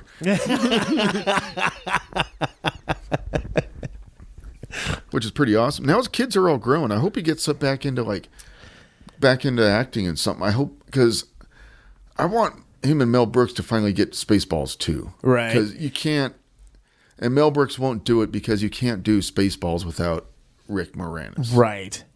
Well, could you really do it without John Candy? Yeah. You don't think having Barf in there him kind of missing in action would kind of. No, dude, they could put that. Oh, what was the woman in the movie we just watched with the puppets? Melissa McCarthy. She's the new John Candy.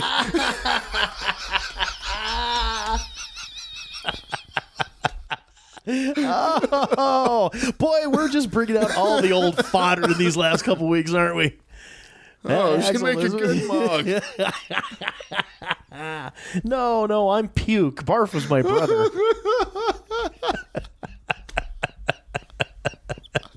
And then you know what? Everybody's just like, oh, okay. Yeah, he's like, oh, all right. I'm down. All right, cool. All right. No, the last thing that I remember that Rick Moranis came out with, and it was right around the time where he was contemplating coming back into the realm of acting and all that type of stuff, and he actually released a music CD. Yeah, like a country. Like, yes.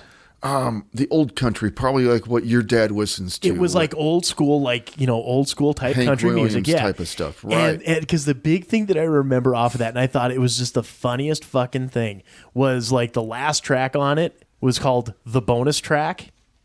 And it was actually talking about, I'm gonna go on the bonus track, getting on the fucking train and leaving town on the bonus track. I thought, that's my Rick Moranis right there. That's my Bob McKenzie or Doug McKenzie, whichever one he was. That is funny shit. Well, like I said, playing loose and fast with the rules, you can score it however you people want to see fit. But tell you what, I won. We'll call it the first ever tie. Okay, all right. I can concede even Steven on that. And you probably know about Karl Malone.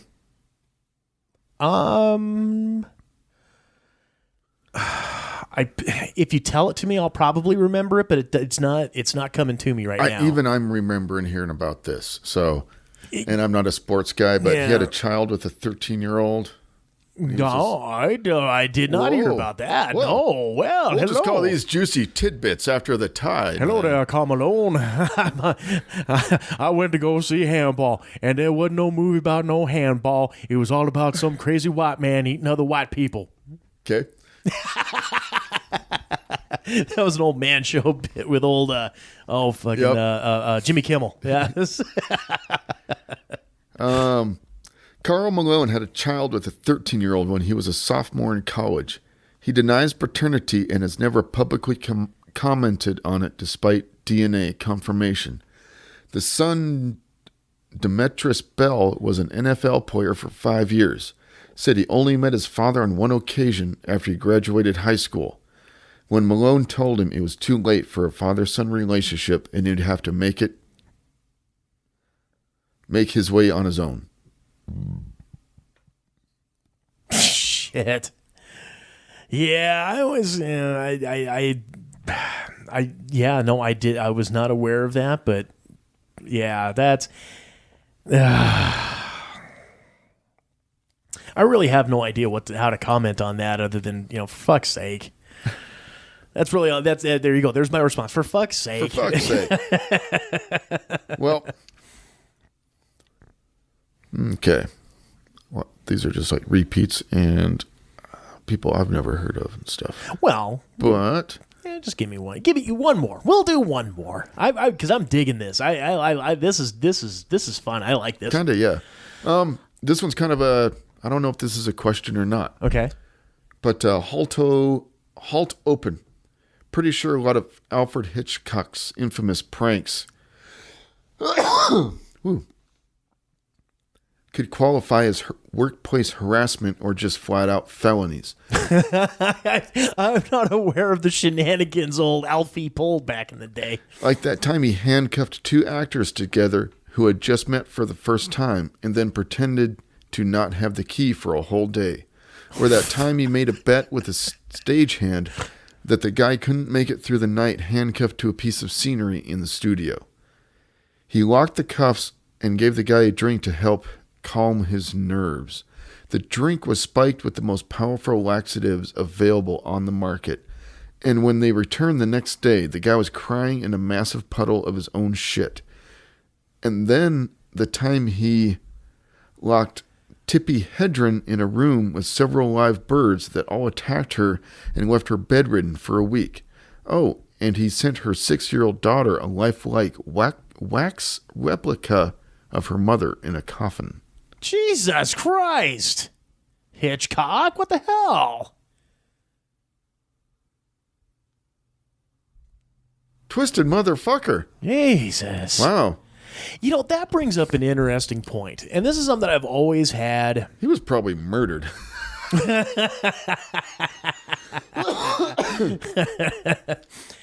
When you find out just how fucked up an artist is, whatever their medium, whether it's movies, music, whatever it might be, and you find out just how fucked up they are and some of the fucked up shit that they've pulled in their time, should you feel guilty if you enjoy the art that they've produced, regardless of the fucked up things that they've done? You kind of have to. Sometimes, I guess. Because I mean, like the I don't know. It kind of seems like you're supposed to, because apparently Alfred Hitchcock was an asshole, but genius. But his movies were genius. Yeah. Michael Jackson. He never went to prison. No, everything was always settled out of court, which to me is a sign of guilt right there. I have a theory about Michael Jackson. The greatest fucking singer. I think a lot of his stuff was Arrested Development from the childhood. Here's what I think about Michael Jackson, dude. Hear me out a little bit. It's kind of weird, but I don't think Michael Jackson was a kid diddler. Okay, I don't think he touched little kids and inappropriate and stuff. I think that when Michael Jackson was a kid, growing up with his abusive father, Jackson 5 and stuff, that he was so abused. I think he was so physically abused that his puberty didn't work right or something. Okay, basically castrated almost. That type of abuse. Okay, and what we're seeing is basically a eunuch that is still they're an adult, but they're still almost a child at heart. And so he never got the chemical signal to fucking grow up to do that. And so he was still kind of basically a kid almost, you know? And I think that he was, and that's why he was misunderstood as a kid diddler. I don't think he was even mentally wanting or capable to do that. And I don't think he was physically capable if he was mentally wanting to. Sure. Okay. Yeah. That's my thoughts, because that's just my thoughts. Yeah. Well, and yeah. I mean, it's like I said. I mean, just arrested. I don't know. I'm not going to go so far as say it was chemically, but definitely psychologically. Maybe even physically. I mean, and it could be. He was an abusive. Yeah. Oh, Joe Jackson was a fucking dick. And I don't know what the relationship was. I've never gone down. I've never gone down that rabbit hole to really Never watched any of the TV specials or any of that type of stuff that, the deep, dark secrets of the fucking Jackson family. Right. So I don't know what his relationship was with his other brothers or Janet or LaToya or anything along those lines. But I think because of the abuse from his father and being a stage kid and being probably one of the hardest working child performers of that time, you don't have time to be a kid.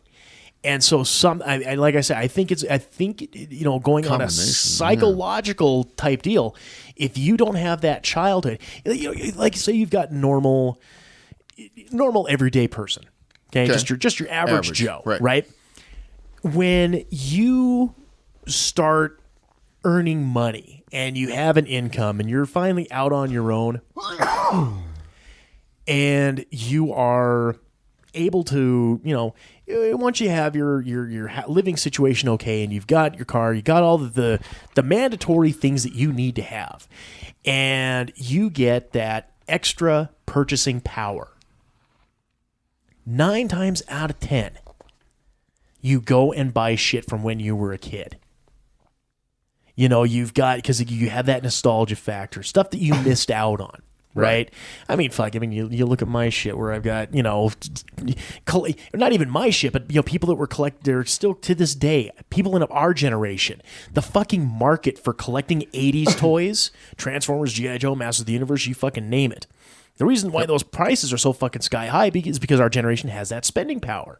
Same thing with our parents' generation. Maybe they wanted to go and get that classic era Howdy Doody doll or whatever the fuck ever. Okay? Yeah.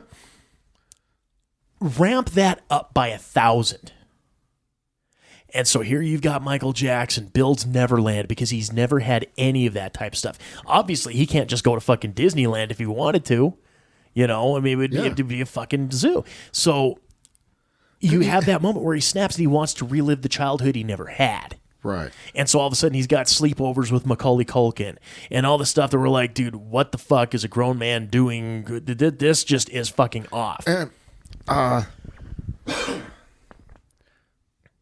talked to a couple people, but a lot of people right now, they kind of underestimate how popular Michael Jackson was. God, how could you underestimate that? Because or is it people that didn't grow up in that 80s era? Yeah. Okay. And everybody heard Michael Jackson. Everybody knew who the fuck Michael Jackson was. Almost everywhere. He was literally everywhere. I mean, he is the king of pop for a reason. King of pop. I mean, you could say he was one of the most popular musicians in the world for a decade. Yeah. And that was pre-internet, Yeah.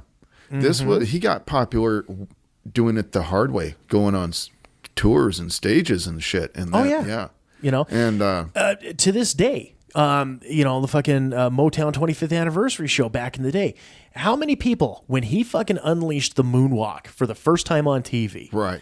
How many fucking white kids in Montana, let alone everybody else worldwide, there was not a single person at fucking school that wasn't trying to fucking moonwalk the next day. Indeed. Same thing, the fucking Pepsi commercials. That was big fucking news when his hair lit up on fire. And that's just at the time, up to that point, there had been no album that had as much fucking impact as Thriller did. Dude, we had that on 8-track. We had Thriller on 8-track. I have the dual album floating around somewhere. Yeah, I got that for You open the spread thing on it, and it's fucking him with a little lion cub. He's laying with the lion cub there. Even I had fucking Thriller, and it was a great fucking album. The Thriller video, that was the first time you ever had a mini movie centered around a fucking song. Right. Directed by John Landis. American Werewolf in London, The Twilight Zone, The Blues Brothers. You have a big-time Hollywood director directing, again, and I would say arguably still considered one of the top 5 videos ever made. There's a reason for that. There's a reason why he was who he fucking was. Indeed. And it wasn't until, the fucking 90s when shit started fucking rolling downhill. But and people would sit there and say, wacko jacko and all this type of shit. And there's other things that are inexcusable, like fucking draping his kid over the fucking balcony and all, real weird shit that he was doing. I'm not saying he was normal. Yeah. Okay. I'm just saying he wasn't a kid diddler. Right. Yes. Getting back to the point at hand. No, I agree with you. I just think he was in a severe case of arrested development. Right. So we're both kind of saying the same thing. Right. Like, yeah. I'm saying it could. You think mentally, I think physically, maybe even both. Right. Yeah. Same destination, two different paths. Mm-hmm. God, but same thing with. That's another one that I'm surprised wasn't on that list. Was John Phillips, Johnny Mackenzie Phillips. You remember him from? He was one of the Mamas and the Papas, right? And had a fucking incestuous relationship with his daughter Mackenzie Phillips. And do you remember the old sitcom One Day at a Time? Yeah. Okay, she was the oldest daughter. She was Valerie Bertinelli's older sister on that series. Her dad was one of the singers from the Mamas and the Papas. He was like the creative songwriting genius of that group. And they had a fucking incestuous relationship until she was like 18, and then there was a pregnancy scare. And I don't remember, which one fucking ended it, but it was like, oh my God, Jesus fucking Christ. I can't listen to Monday without fucking that rattling around in the back of my fucking head. Oh, was it in there? No, I was looking. Oh, okay. Yeah, I'm surprised that one didn't fucking make it in the top 3 of that fucking list of just weird, deep, dark celebrity secrets. Give me a chance. Nah.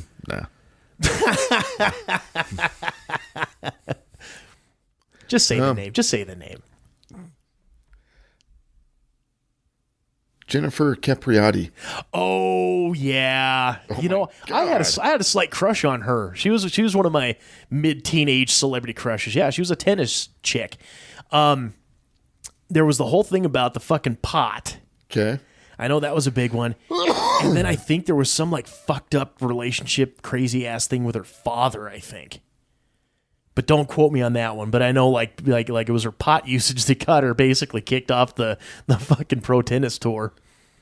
I think maybe some jail time was involved too, but I'm not sure. She was arrested for shoplifting. Yeah. Yeah, she was also... Wait. Okay. We'll just read this then. Tennis star Jennifer Capriati basically had her career derailed for 2 years early on due to substance abuse issues. She was also arrested for shoplifting during this period.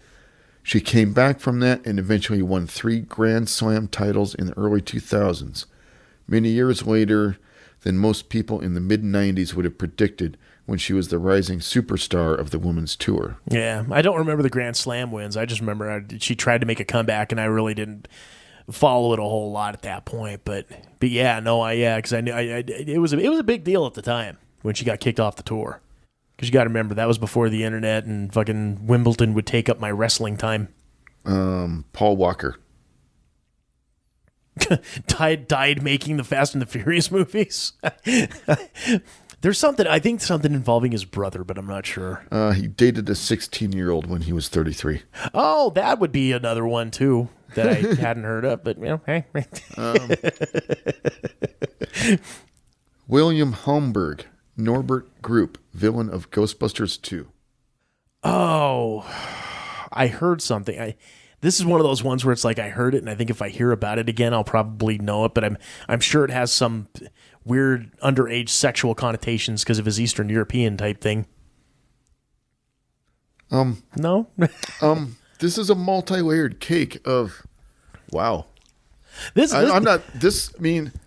like this segment is a weird multi-layered cake. I know, right? You opened up a Pandora's box of worms on this one, dude. Yeah, William Homburg / Norbert Group. Anyway, his father was a Nazi. His mother walked out on him.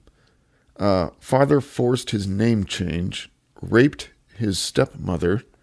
His half-sister turned out to be his daughter. Drug smuggler would spit at boxing fans, was so awful on and off screen in Ghostbusters 2, they dubbed over him with Max von Sydow? Sydow? Max von Sydow, yeah. Yeah. You know who he is, right? Max von Sydow?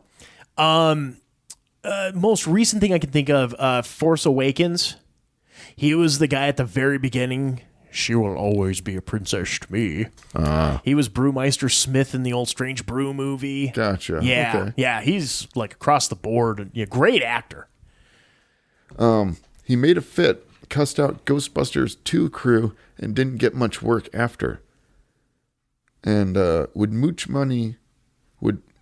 off money constantly for drugs and spirits. He made his sister wait a month, and that's in quotes because his sister was his daughter. Remember? Oh, gross. Okay. Oh my God. A guy made his sister wait a month to hear the news of his death to cancer, solely because she did the same for his father's death. And this is the guy that played Vigo? Villain of Ghostbusters 2. I'm guessing like Vigo the Carpathian that was in the painting. painting. Yeah. Oh, Jesus Christ. Wow. That's some hillbilly shit right there. We could have made an entire episode on this fucking Reddit thing alone. Could have.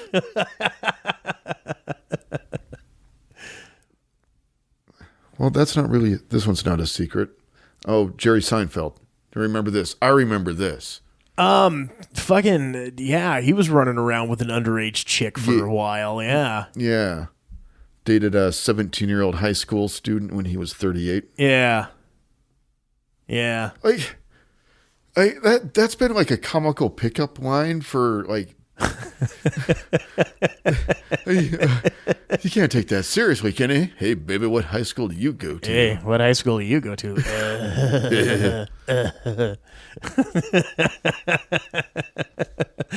Although it is, so I'm just kind of wondering, what kind of high school do you go to?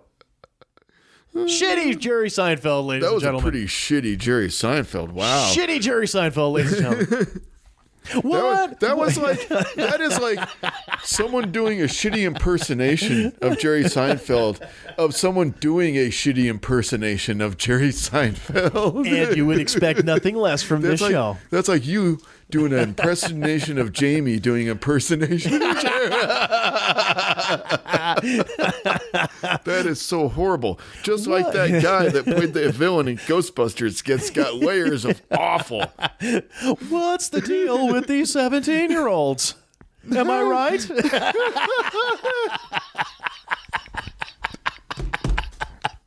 Let's end on that note. Let's just end on that high note right there. Yeah, we will. I personally don't have anything. Do you got any picks for the week this week, good sir? No. Oh, well, then that's how you cut it off. Just end it on a high note. So with that, do we have anything left to pimp, promote, propagate, or pander? Wait, one more, dude. Oh, okay. One more, okay? This is a weird story. Clive Barker, author. Yes. Okay. Once had a fan come up to him at a book signing, produce a razor blade, and slashed both his own wrists, all for him. Barker responded by pressing the fan's wrists down, pushing the cuts against his books. He staunched them long enough to save his life, and even scrawled his own signature on the kid's books in the blood before paramedics got there. Bonus fact! You see this look of horror upon my face, right? Makes me appreciate Hellraiser that much more. That that, we'll wrap it up for this week's episode of the Quad M Show. As always, gang, whatever podcast application that you are checking this show out on, make sure to subscribe, rate, and review. That stuff is always important to us. Make sure to like us on Facebook. Follow us on Twitter. Follow us on Instagram. Of course, as always, username Quad M Comics. Until next time, this is TJ. And Jason. And for new kids, Steve. Gang, we will see you all later. Take care. You've been listening to the Quad M Show. Copyright 2017, Quad M Productions. If you have any comments, questions, queries, quibbles, or concerns, email us at quadmcomics@gmail.com or find us on Twitter at quadmcomics.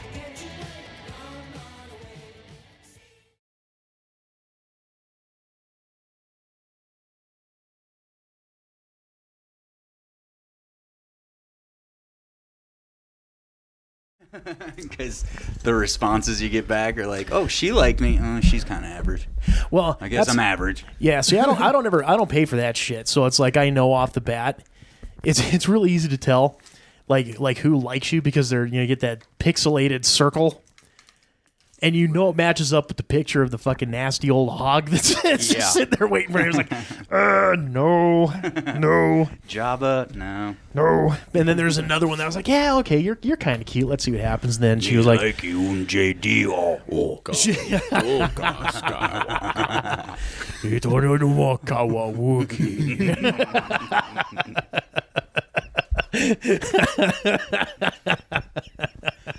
Oh no. Someone's probably already did it, but what about Star Wars on Tinder? Star Wars on Tinder.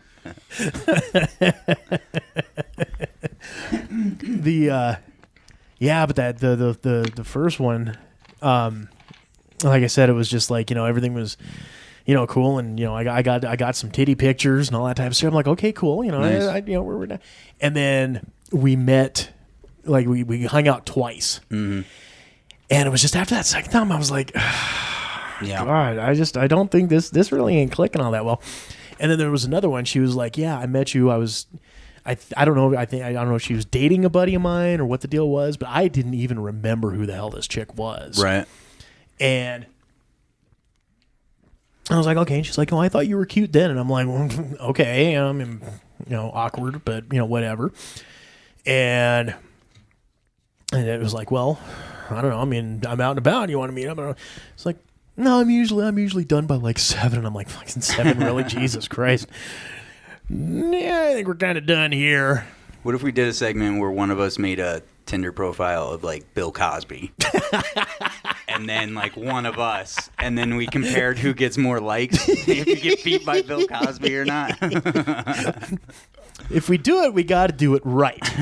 We have to do the winner, Charlie Sheen. We would have to do Charlie Sheen. We would have to do Bill Cosby. And who gets more likes? And that's good. That's good. God damn, would we go with Harvey Feinstein, or would we figure out another one? There's plenty to choose from. We could totally figure that out. Yeah, that's something to think about. Right. That's something to think about. See who gets more likes. Who gets more likes? I like it. Bill, I like pudding. Wait, you don't like it? Come on, Jason. Oh no. I like pudding. The most popular I like pudding on Tinder. Stuff in your drink. and I hate drinks with lids. Okay, I get Bill. I get Bill. That's good. If it makes you feel better after the fucked up bracket on Elite Dangerous, I finally got like one of what they call the big 3, right? There's the 3 ships that are just these fucking huge monster ships. Okay. Think like Star Destroyer size huge ass ships, right? So I finally bought the one that I didn't have to do some weird shit to unlock. Okay. Called the Anaconda. And you can name your ships. So what did I name it? Don't want none. The USS Charlie Sheen.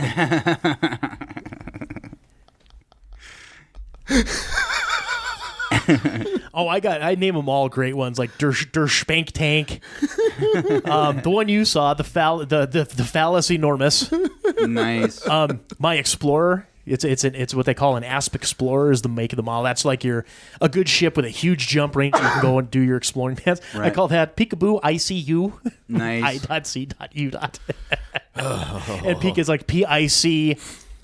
U, I think, might be YU. I'm not sure how I have that one spelled, but yeah, that's the Peekaboo IC. Oh, no, it's Peekaboo, BU. PICA space BU space I.C.U. Nice. Yeah. That's why you don't play online. People think you're 12 fucking years old.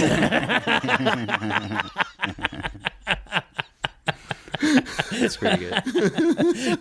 No, because they know I'm not. They know I'm a 40-something because I fucking play like shit. I can't kill nothing. I got to use all the fucking